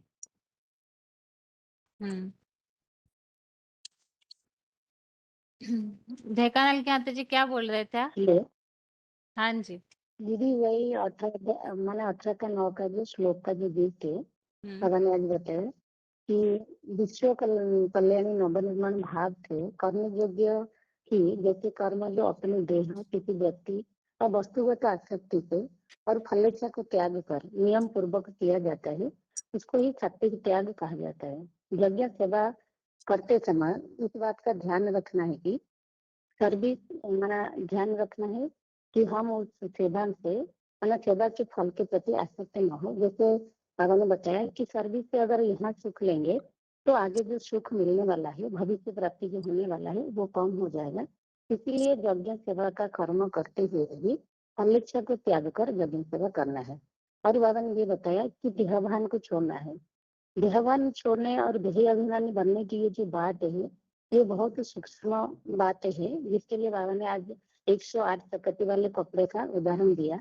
और बाबा ने ये बताया कि घाट फूस की झोपड़ी और माना घाट फूस की झोपड़ी में भी पुरुषार्थ चल सकता है। जैसे मामा का उदाहरण दिया कि मामा के कमरे से भी छोटी कमरे में रहकर झाड़ू पोछा करना, खाना बनाना, सोना और वही क्लास लगाना, ऐसे पुरुषार्थ और सेवा दोनों भी चलता रहता है, मतलब दोनों भी चलेगी। जो भी रोटी कपड़ा और मकान है तो सारा ईश्वरीय सेवा में लगा दे और अपने लिए सिर्फ पुरुषार्थ करने मात्र रखे, इसे देही अभिमानी ही कहेंगे। और बाबा ने ये भी बताया कि जो कर्म इंद्रिय से कर्म करते हुए और जिसके साथ जो कर्म किया है वह बुद्धि में छप जाता है, तो वह निकलता नहीं है। जैसे आंख कभी किसी को लगा पूर्वक देख लेती है तो दिल पर छाप पड़ जाती है।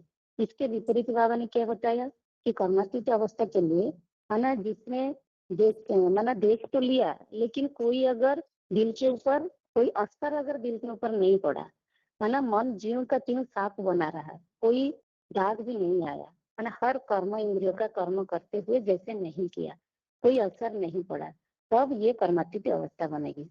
और जैसे बताया कि सुबह से शाम तक, जैसे गधा का उदाहरण दिया बाबा ने, गधा धोबी के घर का काम करता है और रात को भैंस की बच्ची भी घास खाकर सो जाता है, लेकिन उसे गाधा कहा जाता है क्योंकि उसमें अक्ल नहीं है। केवल सुबह से शाम तक काम करते रहने से वह पूजा या धर्म नहीं होता वो कर्म, जिसके लिए बताया गीता ने कि कर्मण्य बाधिका रहते, है ना। वास्तविक अर्थ ये है कि जो श्रीमत के अनुकूल कर्म है वही कर्म करने में तेरा अधिकार है। मनुष्य मत या मानमत पर आधार किए हुए कर्म में तेरा अधिकार नहीं है। और 14 का जो 24 नंबर श्लोक में उसमें बाबा ने ये उदाहरण दिया कि तराजू का उदाहरण दिया कि जैसे तराजू का कांटा यदि एक तरफ झुक जाता है तो बैलेंस नहीं माना जाता, और यदि किसी तरफ झुका हुआ नहीं तो बैलेंस है। यही जीवन का लक्ष्य है कि दुख सुख में समान रह गए, दुख का दुख अनुभव न हो, सुख का सुख भी अनुभव न हो। सुखी आदमी ज्यादा होता है तो उछलता है, तो उछलने वाली बात भी खत्म। सुखे दुखे समुद्रता जो गीता में आया है, तो यही बात हो जाती है। जीवन में पूर्णतः बैलेंस वाला बात बनी रहे। आज पढ़ाई का ये सार हमारी बुद्धि में। ठीक है।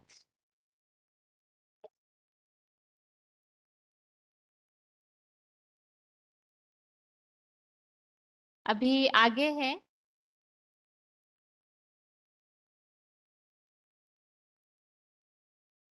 गीता, जैसे कि अभी 18वां अध्याय हमारा चल रहा है, तो अभी तक जो भी अध्याय हो चुके हैं उस संबंधित प्रश्न।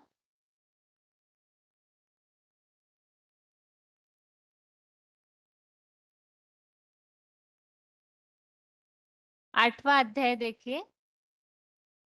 8वें अध्याय की रिवीजन काफी दिनों से हुई नहीं है, इसीलिए 8वें अध्याय संबंधित प्रश्न है।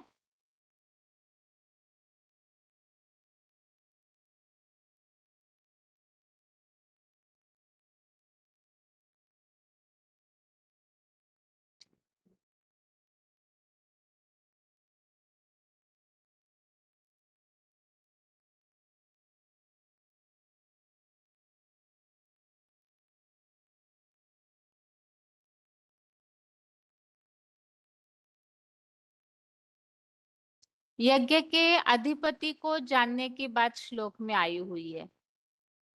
8वें अध्याय में बात चल रही है यज्ञ के अधिपति को विनाश काल में जानना चाहिए, तो उसकी विधि या तरीका क्या बताया है? यज्ञ के अधिपति को जानना चाहिए, उसकी विधि या तरीका क्या बताया है?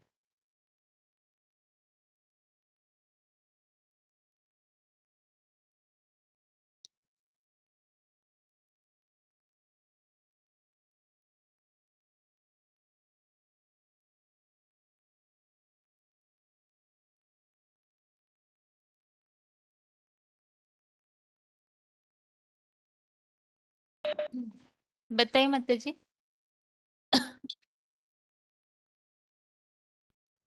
26,612 और छोटे फोन से किसी का अनम्यूट है, बताइए। दीदी ये तीसरा श्लोक है दीदी 8वीं का। चरितहीन अमोघ वीर्यस्य बाबा परम ब्रह्म है और अपना भाव अध्यात्म अधि प्लस आत्म कहा जाता है। प्राणी भाव की मानसिक उत्पत्ति करने वाला विश्व सेवा तन धन आदि का त्याग यज्ञ सेवा का सर्वोत्तम कर्म है। मतलब कैसे जानना चाहिए यज्ञ के अधिपति को, इसका उत्तर पूछा है। अधिपति। हेलो। हाँ जी बताइए। दीदी ये 8वीं का पहला श्लोक है। उसमें तो पूछा हुआ है, हम उत्तर पूछ रहे हैं। जी आदिपति माना आदिपति शंकर को ही कहते हैं, प्रजापिता के लिए। चौथे में भी आया दीदी 8 के 5 और 6 में भी आया हुआ है। 8 के 5 में आया है जो अंत काल में भी मुझे एकमात्र शिव बाबा को ही ब्रह्मचारी होकर याद करते हुए शरीर मन को छोड़कर महाप्राणायाम करते हैं, वही योगी मेरे राजाई भाव को पाता है। और 6 में आया हुआ है कि हे कुंती के पुत्र, अथवा जो संबंध भाव को जो भी अर्जुन रथ में याद करता हुआ अंत में शरीर या देहभान को त्यागता है, तो सदा इस जन्म में उसी भावना से प्रभावित हुआ उस संबंध के भाव को ही पाता है।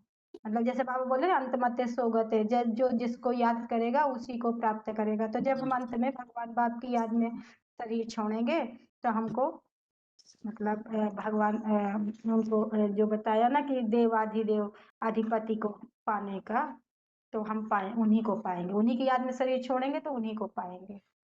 दीदी 8 में भी बताया है ना विचार जी। मंथन चौथे अध्याय में आया ना आपको दीदी, पहले भी देहधारियों बताया में है से। दीदी। हेलो विचार हेलो पृथ्वी के राजा शांति विचार दीदी। मंथन करते हुए अभ्यास द्वारा योग युक्त हुई अव्यभिचारी मन बुद्धि से अर्जुन रथ में प्रविष्ट मामेकम की सतत याद से ज्ञान सूर्य स्वरूप दिव्य प्रकाश युक्त परम पुरुष परम पिता शिव बाबा को पाता है।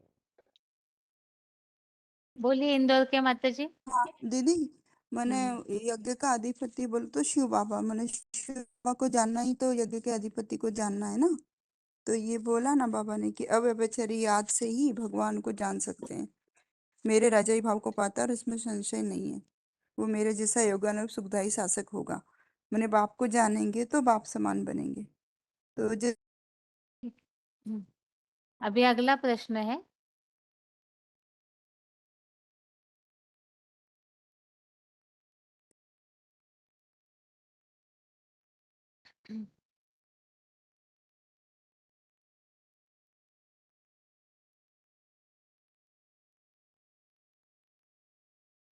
विनाश के समय राजाई भाव मतलब खास तो जो राज्यों का लक्ष्य है राजाई की प्राप्ति, उसमें मुख्य शर्त क्या बताई हुई है?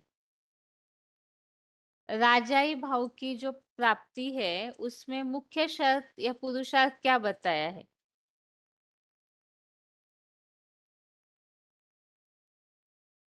दीदी मुख्य पुरुषार्थ है भगवान की अव्यभिचारी याद, 8 के 8 में जो बताया है ना, राज्यों के द्वारा योग युक्त हुई अव्यभिचारी मन बुद्धि से जो भगवान को याद करते हैं वो परम पुरुष शिव बाबा को पाते हैं।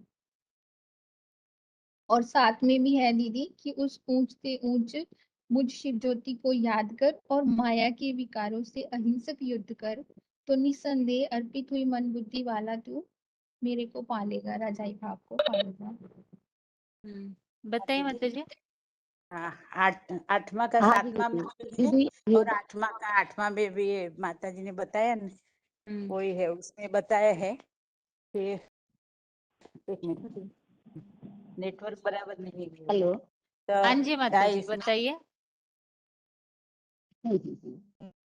दीदी ये माना राजाई भाव को पाने का बात जो है, आज का 5वां में बताया कि एकमात्र शिव बाबा का अभिचारी याद और भगवान को छोड़ना, ये बात इसमें बताया। और फिर आज का 6 में भी ये बात बताया कि अन्य संबंध से माना भगवान को जो जो संबंध से अर्जुन रथ में माना जो जो संबंध में जो जैसे याद करता है उसी संबंध को पाता है। और फिर आज का 7 में भी ये बात बताया कि ऊंच से ऊंच हीरो में शिव ज्योति को स्मरण करके है ना, जो विकार की माया से अहिंसक युद्ध जो भगवान इनके लिए बताया। तो राजयोग द्वारा राजाई भाव को पाता है, ये आज का 7 में ही बताया। और ये बताया कि अर्जुन के रथ में प्रवेश जो मानव संबंधी सतत याद माना निरंतर याद, सतत याद माना एक शिव बाबा की निरंतर याद से उसी के राजाई भाव को ही पाते हैं। ये बात बताया दीदी। आगे बताइए, और कोई कुछ बता रहे? ओम शांति देवी। हाँ जी। हाँ, तो बताया गया है ना कि जो मुझ शिव ज्योति को जो स्मरण करता है विकारों से या हिंसक युद्ध को कर करके जो मन बुद्धि को पा लेता है वो राजाई भाव को ही पाता है। 8 के 7 में बोला है दीदी, और 8 के 8 में भी बोला है जो अपने मन बुद्धि अभिविकारी मन बुद्धि द्वारा मंथन करते हुए अभ्यास द्वारा युक्त होता है, वो दिव्य प्रकाश परम पुरुष को मना शिव बाबा को पाता है। ठीक है माता जी।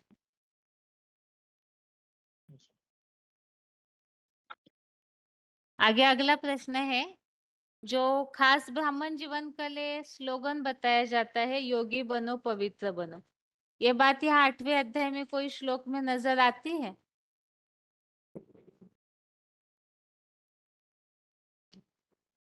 दीदी 8 के 11 में है ये, राग रहित सहज राजयोगी जन जिस उदरमुखी परब्रह्म में प्रवेश पाते हैं, जिसके इच्छुक ब्रह्मचार्य का ज्ञान युक्त आचरण करते हैं, तुझे उस विष्णु लोकीय पद को संक्षेप में बताऊंगा। दीदी इसमें है दीदी मुझे भी 11 योगी का बनो 8 का पवित्र 11 ही बनो। बताया ना था। इच्छुक ब्रह्मचर्य शब्द आया है इसके लिए। ये 8 के 14 में भी है। क्या अनन्य बताया है? अनन्य चेतसा सततं यो मां स्मरति नित्यशः तस्याहं सुलभ पार्थ नित्ययुक्तस्य योगिनः। जो हमेशा मेरे मन में मन लगाते हुए मेरे स्मरण जो करते हैं उनके लिए मैं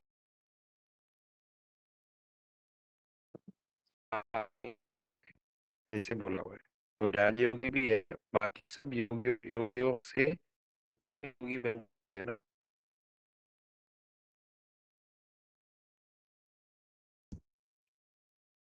ठीक है, अगला प्रश्न है, यहाँ श्लोक में बताया है ओम, ये जो एकाक्षर है ये व्यवहार में लाना है। तो व्यवहार में लाना मतलब क्या करना है? ओम एकाक्षर जो है वो व्यवहार में लाना, ये जो प्रसंग यहाँ बताया है व्यवहार में लाना मतलब क्या करना है? मतलब दीदी बोला ब्रह्मा है विष्णु शंकर का कि जो ओम कार्य है, एकाक्षर मंत्र को जो है उसको उसमें भगवान परम ब्रह्म को प्रीतिपूर्वक याद करना है और उसी से ये परम गति की प्राप्ति होती है। दीदी जो ब्रह्मा विष्णु शंकर का जो कर्तव्य बताया गया है, क्योंकि ओम हमारी स्वयं की भी आत्मा ये तीनों कर्तव्य करती है, तो हमें सद्गुणों की स्थापना और विकारों की का विनाश और सद्गुणों की पालना करना है। हम्म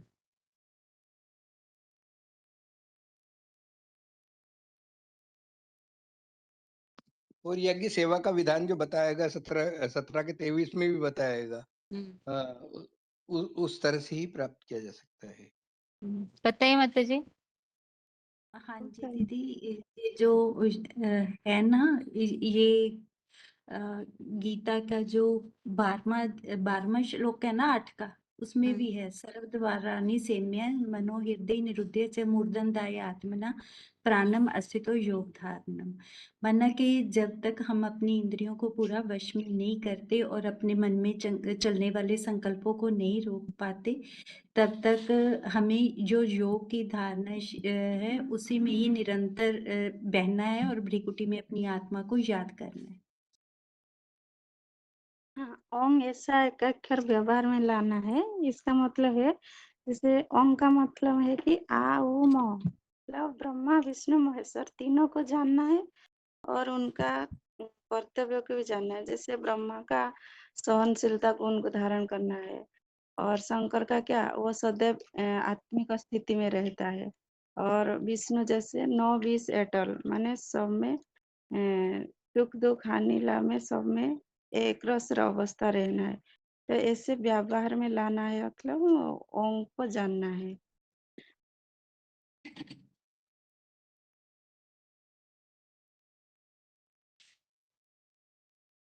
ठीक है, अगला प्रश्न है अभी,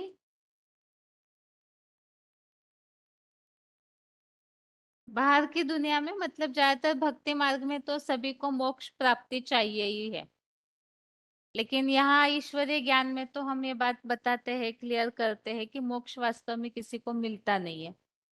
तो प्रश्न ये है अभी कि मोक्ष नहीं मिलता है, लेकिन उसके बदले में मतलब पूरी तरह से कोई आत्मा जन्म मरण के चक्र से छूट जाए ये तो संभव नहीं है, लेकिन उसके बदले में भगवान कुछ और एक ऑप्शन दिए हुए हैं। वो क्या है और उससे 8वें अध्याय में किस श्लोक में स्पष्ट किया है।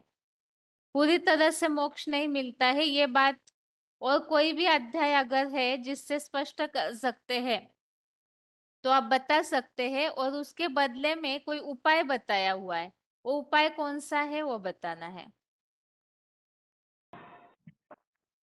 दीदी 8 का 15 श्लोक, जिसमें बाबा ने बताया कि मतलब पूरी तरह मोक्ष नहीं मिलता पर वासी बन जाते हैं और 2500 वर्ष दुख धाम में भी मतलब उनको आना पड़ता, पहले सुख धाम में जाते हैं। अच्छा, पूरा मोक्ष नहीं मिलता इसके लिए कोई श्लोक है? के लिए दीदी वही आत्माएं बार बार जन्म मरण के चक्कर में आती है, ये भी बता सकते हैं कि जिसका जन्म हुआ है उसकी मृत्यु तो निश्चित है और मृत्यु होने वाले का जन्म निश्चित है। ठीक है, हाँ दीदी, बताइए 8 के 16 में भी बताया है ना, मोक्ष माने क्या, सुख में रहना। तो सुख जो 21 जन्मों का सतयुक्त रहता सुख है, तो सुख धाम में कैसे जाते हैं? तो जो स्वर्णिम संगम युग में जो भगवान आए हुए हैं, उनको जो पहचान कर मोक्ष उनके जो माना सुख में रहना नहीं। मोक्ष मतलब वो सोचते हैं पूरा निर्वाण धाम में जाके आत्मा परमात्मा में लीन हो जाती है। दो बातें हैं ना, एक तो मोक्ष माना पूरी मुक्ति और एक है जीवन मुक्ति। तो दुनिया में जो भी ये भ्रांति है कि पूरी तरह से मोक्ष मिलने के लिए बहुत ज्यादा कष्ट करने पड़ते हैं, भगवान में जो पूरे विलीन हो जाते हैं तो इस जन्म मरण के चक्र में इस दुखी संसार में नहीं आते। तो ऐसे हो सकता है या नहीं, पहले तो ये क्लियर कीजिए।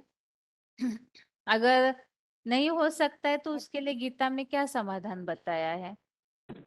दीदी 8 के 18 में भी बताया है ना कि यहाँ व्यक्त परम धाम सर्वमान्य निराकारी आड़ू रूप आत्माओं व निराकार परम पिता परमात्मा शिव का भी अपना सामान्य घर है, जहाँ से आकर ये सभी आत्माएं संसारी सृष्टि रूपी रंगमंच में जन्म जन्म शरीर रूपी वस्त्र बदल बदल कर खेलते हैं। तो यहाँ पर तो जब भगवान है वही जो है जन्म मतलब आते हैं सृष्टि पर, वही आकर के पाठ बजाते हैं। तो जो आत्माएं हैं वो सदा काल के लिए मुक्ति कैसे हो सकती है? हाँ, जो भगवान को पहचानते हैं उनको जीवन मुक्ति मिलती है 21 जन्म की, लेकिन सदा काल का मोक्ष तो संभव नहीं। अगर सदा साल काल मोक्ष हो जाए तो फिर नए तरह से आत्माओं का रचना पड़ेगा, सृजन करना पड़ेगा। तो आत्माएं कैसी रची जाती है इसका तो कोई हिस्ट्री में प्रूफ नहीं है कि आत्माओं को कैसे बनाया गया। ये तो सब पहले से ही बना बनाया, माने एक बार आत्मा बनी अगर उसका विनाश हो गया, डिस्ट्रॉय हो गई, तो फिर से उसको कैसे बनाया, कब बनाया, इसका तो कोई प्रूफ नहीं है। हाँ, आत्माएं आती, पाठ बजाती, इन सब का प्रूफ तो फिर भी मिल चुका है।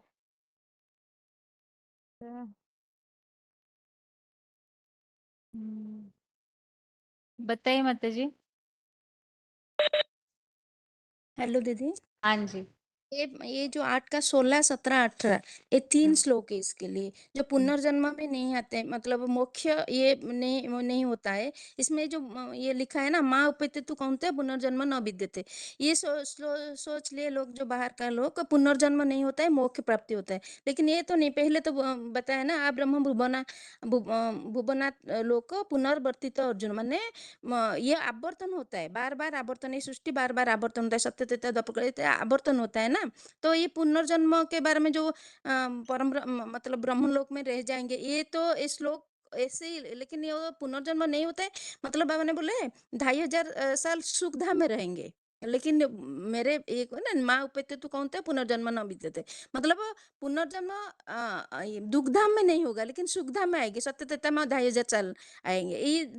ये भी 17 में बताया ना, 2500 साल ब्रह्मा का दिन, 2500 साल ब्रह्मा का रात। 18 में भी वही बताया ना, व्यक्त सर्व प्रभवंती अरागमे रात्रांतर प्रलयांते तत्र एवं अव्यक्त संज्ञात। मतलब ये यही बात है, पुनर्जन्म नहीं होगा, मतलब वही 2500 वर्ष के लिए हमको सुखधाम में रहना पड़ेगा, सुख मिलेगा, दुखधाम में नहीं आएंगे।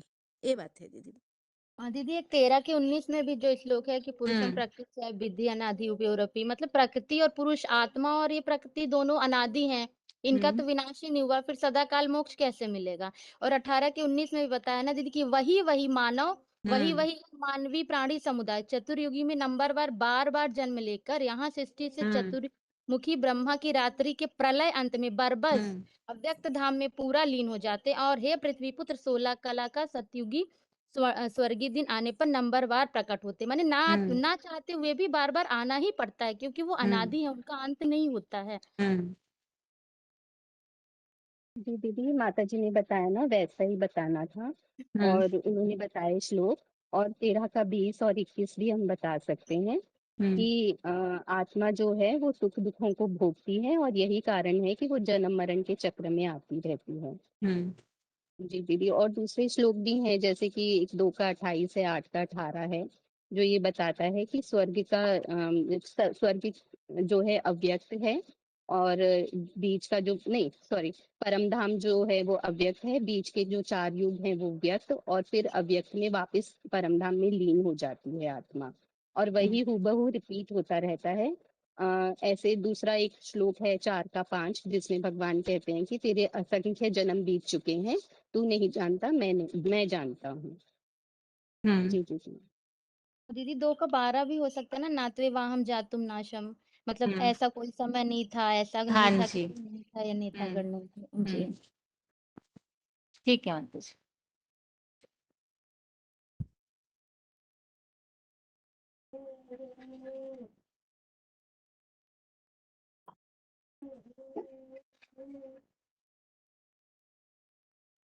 अगला प्रश्न है अभी।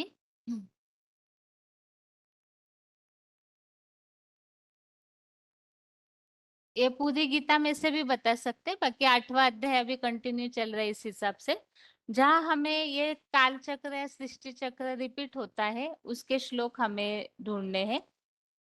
सृष्टि चक्र या ये जो काल चक्र है, समय चक्र है, रिपीट होता रहता है, हूबहू रिपीट होने की जो बात आती है ना, ऐसे श्लोक बताइए।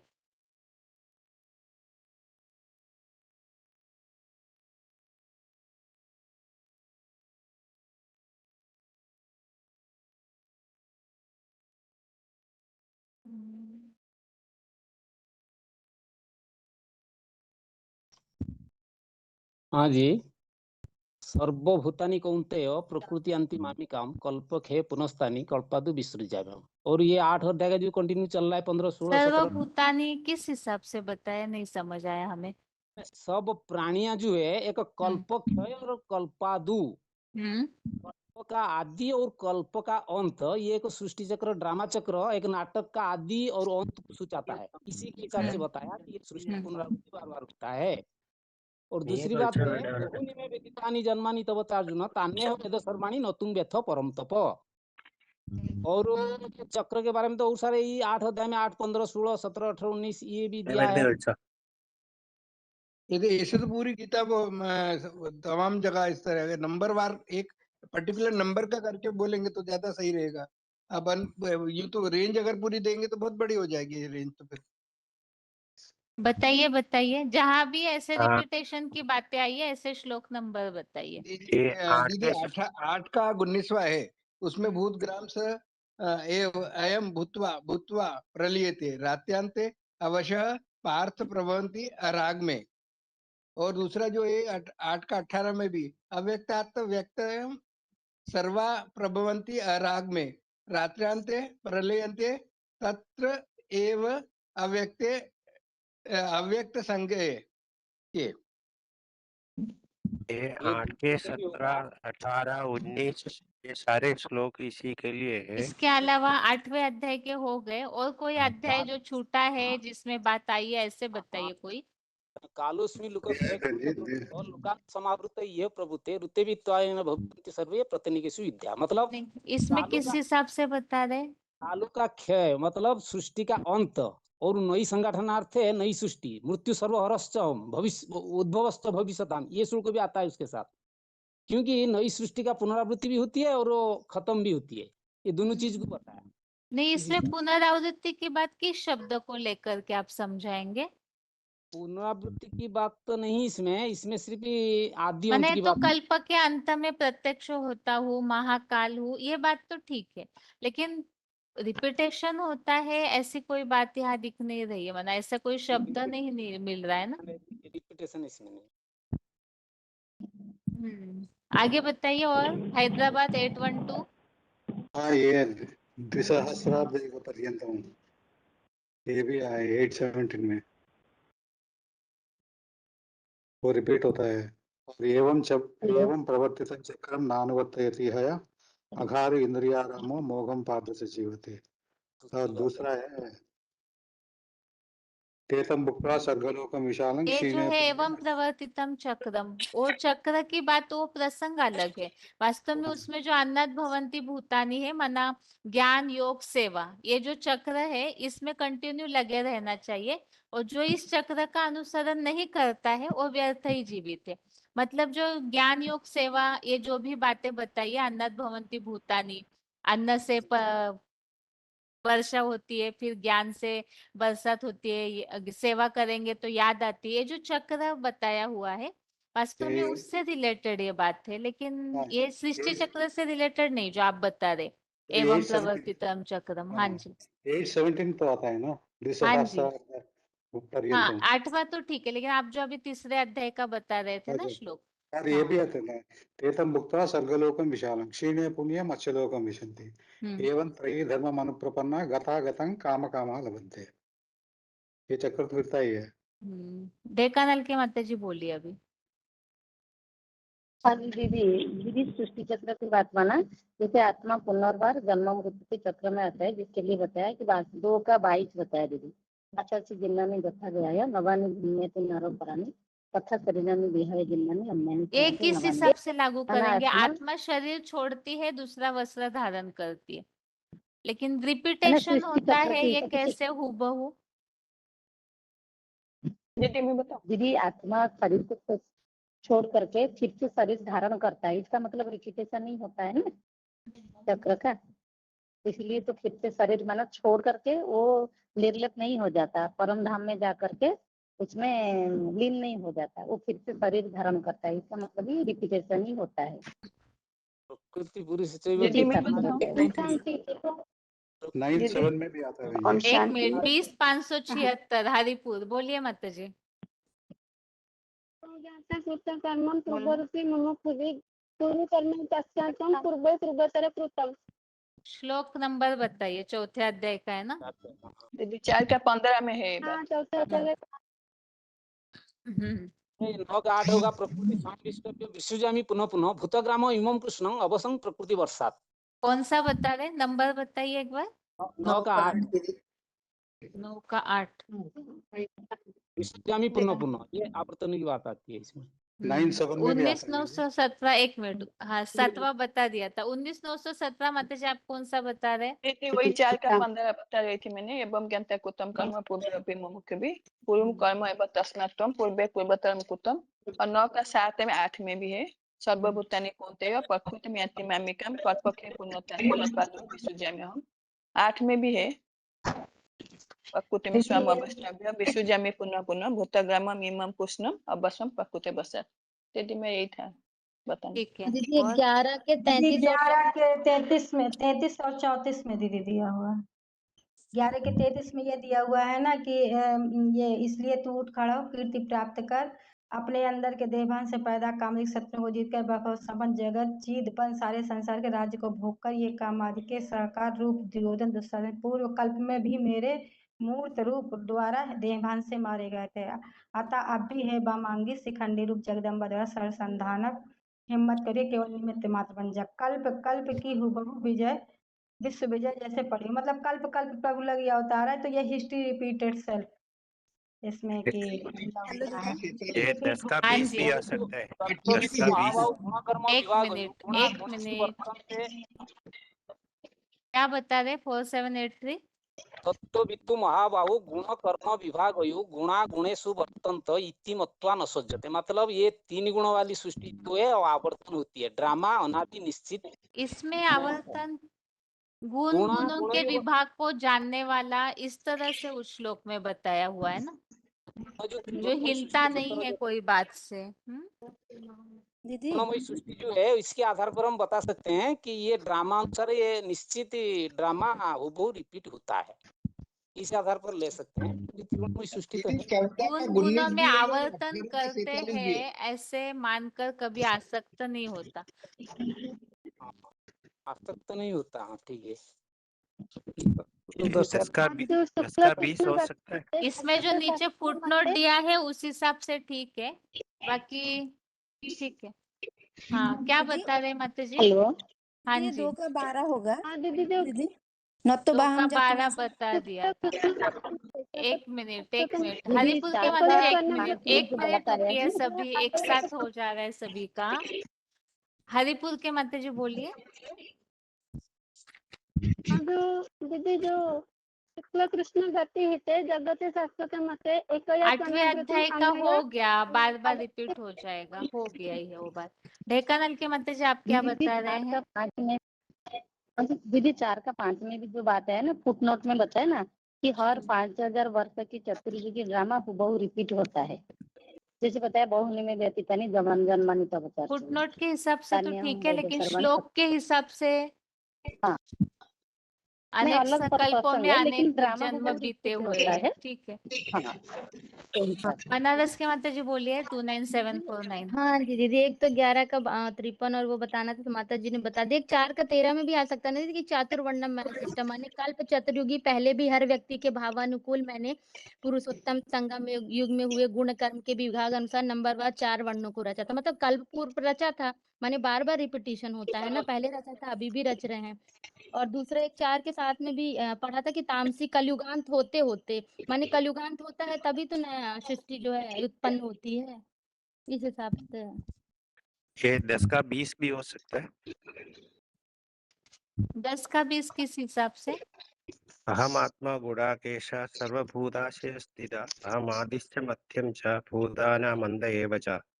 आदि मध्य अंत सब में मैं आदि हूँ, ऐसे करके बताया हुआ था। सारे आत्माओं से आत्माओं के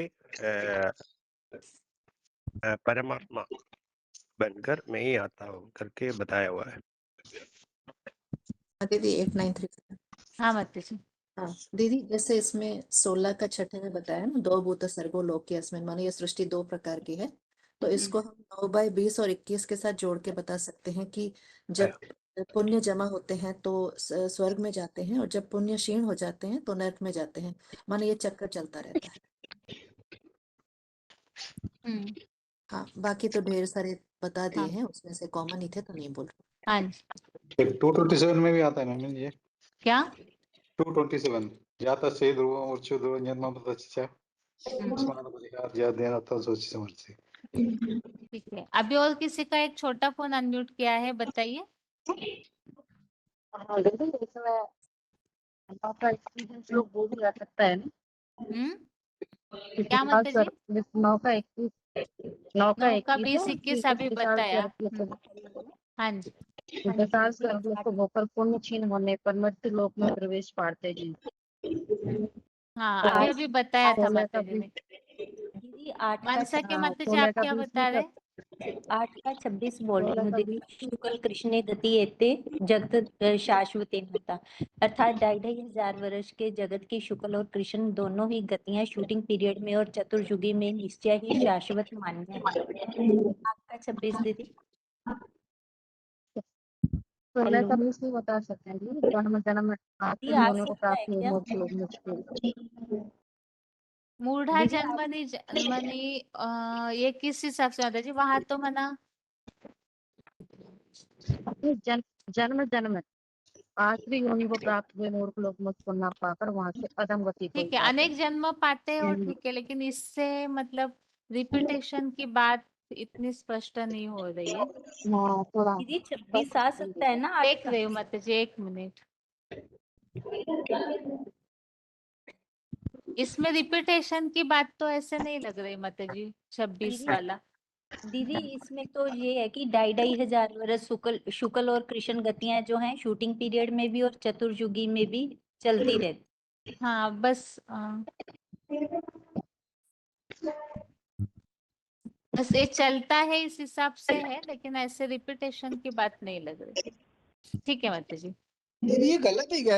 18 का 47 18 का क्या 47? 1 मिनट। 47 एवं ज्ञात्वा इसमें श्रेयान कर्म सधर्म विघ्न पूर्व पर धर्मात् अपि स्वनिष्ठितात् मुमुक्षुमि कुरु स्वभाव कर्म नियतम एव कर्म तस्मात् कुर्वन् पूर्व न अपनोति पूर्वोत्तर क्लेशम। कृत वो तो नियत स्वभाव की ऐसा जो बात है जानकर ना, उसके आधार नियत पर ये कर्म करता हुआ पाप का पूर्व भाग्य नहीं मुख्य बनता, भी लेकिन लड़कियों इसमें ने ऐसे भी कोई रिपीटेशन कर्म की बात किया नहीं था। आई। लेकिन दीदी वो जैसे कर्म करता है ना, तो उसी के अनुरूप उसको जन्म की प्राप्ति होती, फिर वह इस साइकिल में आता है। वो हम कभी अपने उचित आप को ना समझने के लिए ठीक है, लेकिन बाहर वाले तो ऐसे एडजस्टमेंट वाली बातों को नहीं समझेंगे ना। हाँ हाँ एकदम हाँ हाँ क्लियर होना चाहिए उल्लेख। हाँ हाँ हाँ।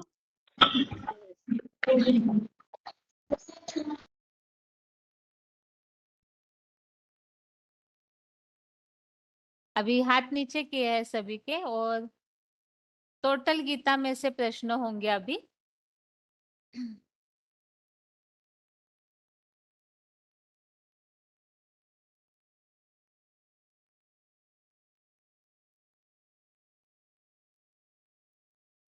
आप सभी ने एडवांस कोर्स संजीवनी पढ़ा होगा ही, जिसमें मुकर्रर तनधारी की विशेषताएं काफी सारी बताई हुई है।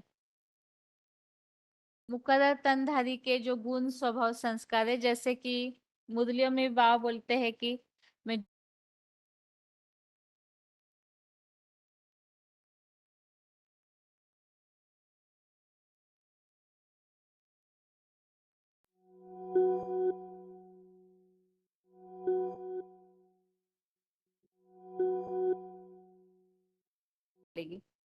जिनको पूरी तरह से गुणों की पहचान होगी, तो गुणों से जो वाइब्रेशन आते हैं, जो बाबा ने बोला है कि रूप बसंत है शिव बाबा, अर्थात रूप भी है और बसंत माना उनमें गुणों की खुशबू भी है।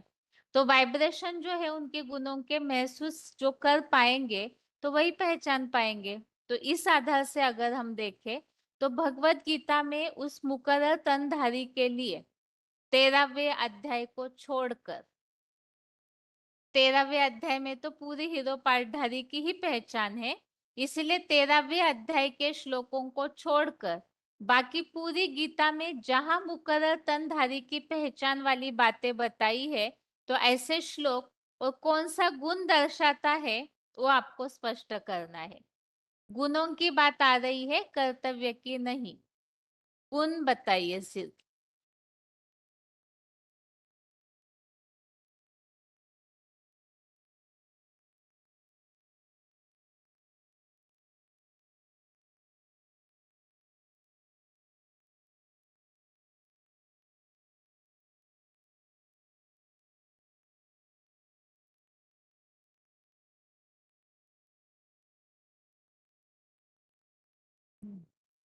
बताइए माता जी।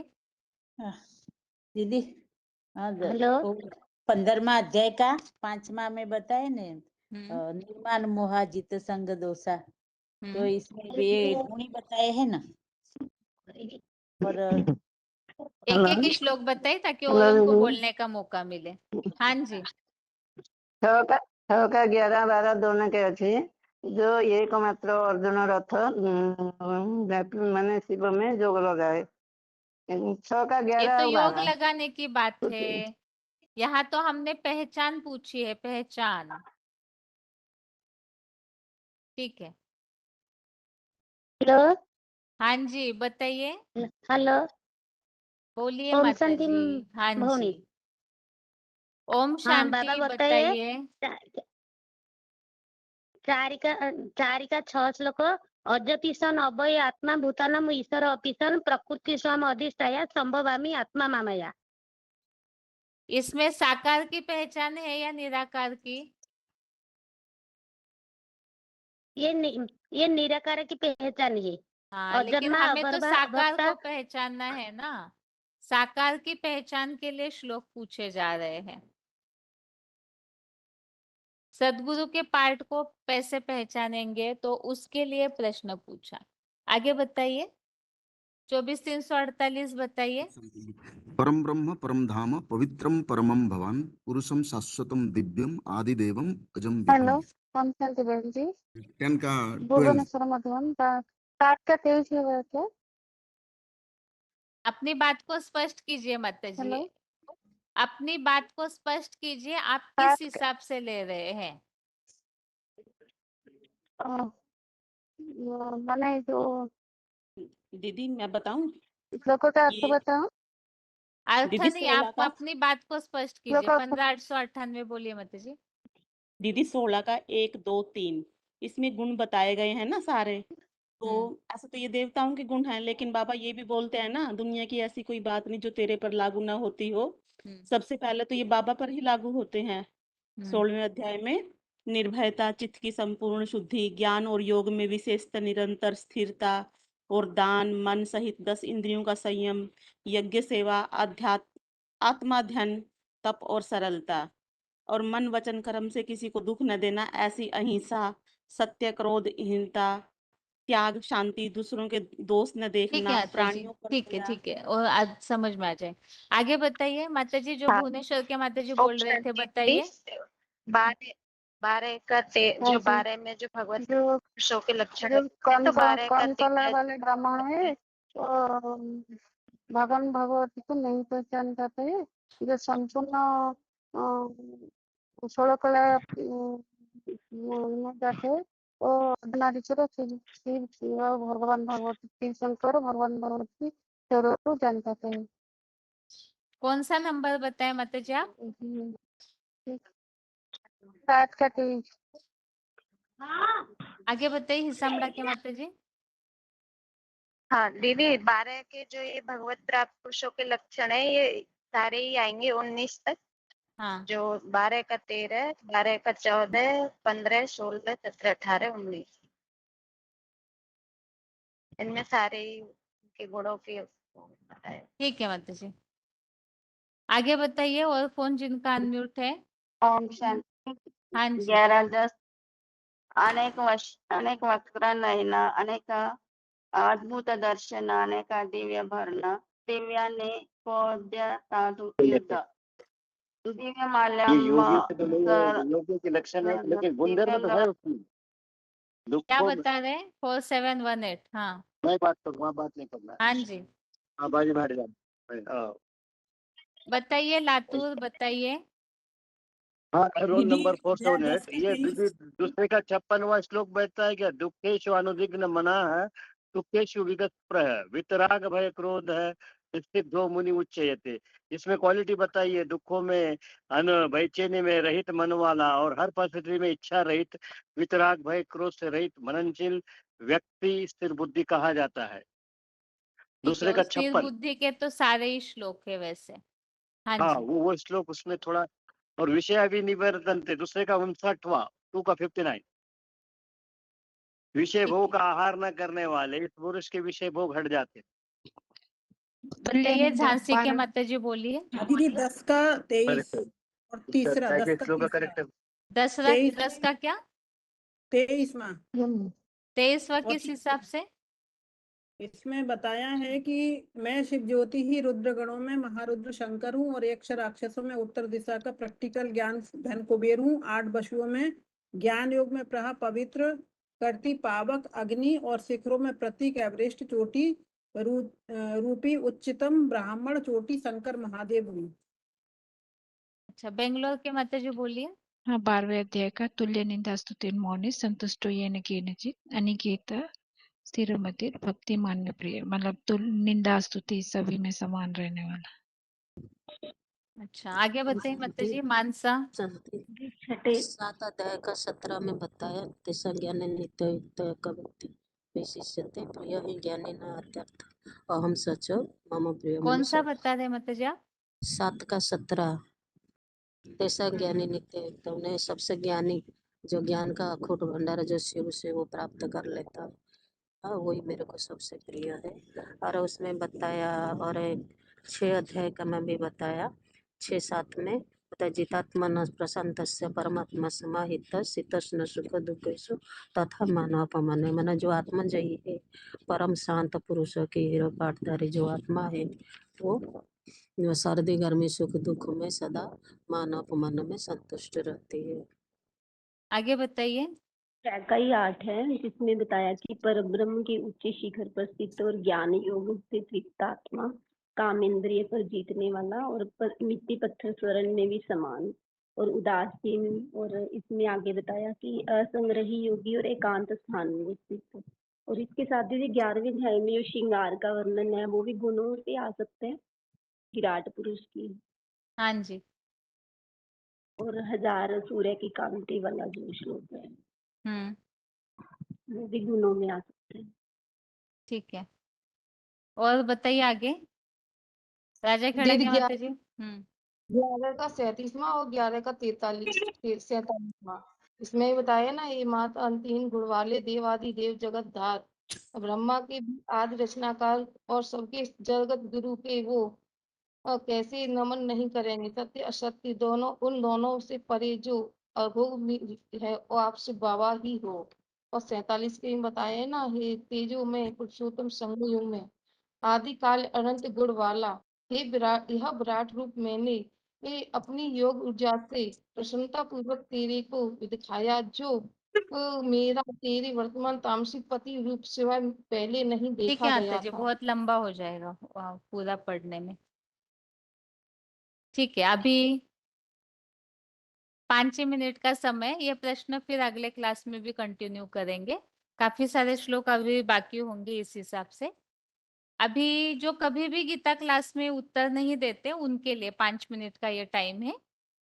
जो कभी भी हाथ भी नहीं उठाते हैं और उत्तर देने में संकोच होता है, अगर ऐसे कोई जुड़े हुए क्लास में, तो उनके लिए छोटे छोटे प्रश्न होंगे। अगर श्लोक आता है तो श्लोक बताइए, अन्यथा जैसे आपको मुरलियों के हिसाब से भी उत्तर आता है तो भी आप बता सकते हैं।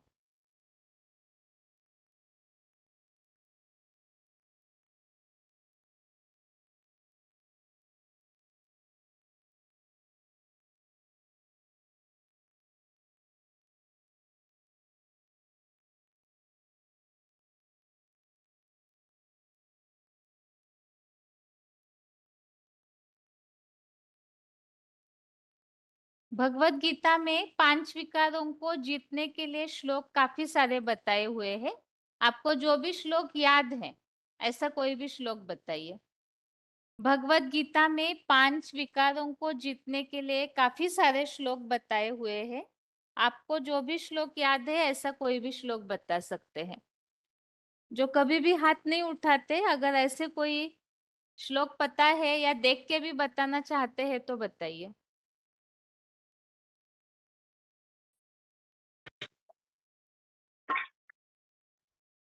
बताइए, फोन हेलो अनम्यूट किया है। हाँ जी। शांति दीदी, हाँ जी। 20291 हम्म गीता में आया ना, कामे सुख वो दुख, ये श्लोक है दीदी।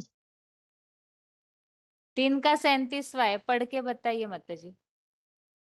अध्याय 3 का श्लोक नंबर 37 है, पढ़ के बताइए। अधूरा श्लोक बताए। और बॉम्बे के माता जी बताइए। ये त्रिविधम नरकस्य, ये अध्याय 16 का 21वां है।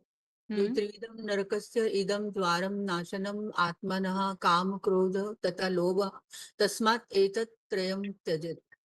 मतलब तन मन काम क्रोध लोभ ये आत्मा के तन मन धन और बुद्धि के नारकीय त्रिविध द्वार है, अतः ये तीनों महाशत्रुओं मानिंद त्याज है। और भी मुझे अभी जब जल्दी जल्दी में नहीं आ रहा है, फिर मैं ठीक और है, भी आगे थोड़ा बताइए। और भी फोन अनम्यूट किए हैं। हेलो, ओम शांति दीदी। हाँ जी। प्रकृति तीन अध्याय 27 में है कि प्रकृति क्रियामानानि गुणे कर्माणि सर्वस्य अहंकार बेनिरा आत्मा करता निमित्ति मान्यता। यानी सब कार्य प्रकृति के गुणों द्वारा किए जा रहे हैं। सब प्रकार के कार्य प्रकृति के गुणों द्वारा होते हैं, बल्कि जो आगे अहंकार बताइए, बेनिरा राकेश जिनका बना नाम हुआ लिखा है, बताइए। हाँ जी। ओम शांति बहन जी। हाँ जी, कहाँ से बात पांचों कर विकारों रहे के ऊपर कौन कौन से श्लोक है मैं बताता हूँ आपको। हाँ जी। इंदौर से हाँ राकेश भाई, जी। इंदौर से। हाँ हाँ। कामेश क्रोधेश रजोगुण समुद्भव महाशनो महापापमा विद्धि एनम ई वेरिणम। क्रोधात भवति सम्मोह सम्मोहात स्मृति विभ्रंश बुद्धिनाश बुद्धिनाशात प्रणश्यति। प्रकृते क्रियमाणानि गुणे कर्माणि सर्वश अहंकार विमूढ़ आत्मा कर्ता अहम इति मन्यते। बस इतने ही अभी बता दूंगा। आगे बताइए। ओम शांति दीदी। हाँ जी। यथा प्रकाशयन्ति एकः कृतघ्नं लोकम् इवं रविः क्षेत्रं क्षेत्रीय तथा कृतघ्नं प्रकाशयन्ति भारत।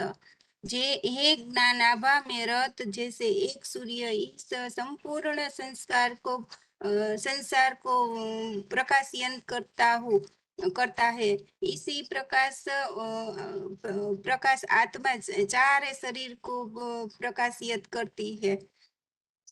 13वां अध्याय नो 33वां तो। ओम शांति दीदी। आगे बताइए।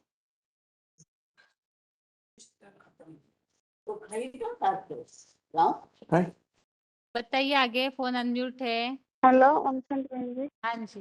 भुवनेश्वर मधुबन। इंद्रियस्य अर्थरागस्य स्थितिस्तु स्वयं न पश्यन् अगच्छत् हि अस्य परिपस्थितिम्। इंद्रियों को उस इंद्रियों के विशेष भाग में राग अथवा दोष होता है, दोनों राग दोष दोनों के वश में न आए, क्योंकि वो दोनों उस पुरुष को शत्रु है। रामचंद्र जी। आगे बताइए माता जी, किनका अनम्यूट है? और कौन अनम्यूट है माता जी, बताइए। ये बता दिया। क्रोध से संपूर्ण मोह और मूर्ता आती है, मूर्ता से भरपूर मूर्ता द्वारा ये है 2 का 63वां था दीदी। इसकी नाश होती है और स्मृति भ्रष्ट होने से फिर बुद्धि भी नाश होती है, बुद्धि नष्ट होने से मृत्यु हो जाती है, यानी अनिश्चय में आ जाते हैं। ये है 2 का 63वां। आगे बताइए। और एक फोन अनम्यूट है। हाँ जी, बोलिए बोलिए माता जी, टाइम हो रहा है। आवृत्त ज्ञान ऐतन ज्ञानेन नित्य वैरिणो काम रूपेण संशय दृष्टेन न लेन रोल नंबर क्या है आपका? नित्य शत्रु जैसा तथा कठिन न्याय से पूर्ति करने वाली इस काम विकारों की आग से ज्ञान ज्ञान ढका रहता है। रोल नंबर बताइए अपना। 14 हो 151 14 151। कहाँ से बात कर रहे? धुलिया से। ठीक है। ओम शांति। आज के लिए गीता क्लास यहाँ ही पूरा करते हैं। बताइए अभी हेलो। किन्होंने हाथ उठाया? हाँ जी, बोलिए। हेलो। हाँ जी, बताइए। हाँ, ओम शांति। ये 3 का 41 श्लोक। तस्मात् तम इंद्रियाणि आद्यम नियम भरत सर्व पापमानं प्रजा हि एनम ज्ञान विज्ञान नाशनम। ठीक है। यदि कहले हे भारत श्रेष्ठ, अतः तू पहले चंचल इंद्रिय को नियंत्रित कर, ज्ञान जोग के नाशक इस 4 डकैत प्रधान काम विकार वाले पापी को अवश्य मार दे। ठीक। आज के लिए गीता क्लास यहाँ ही पूरा करते हैं। ओम शांति।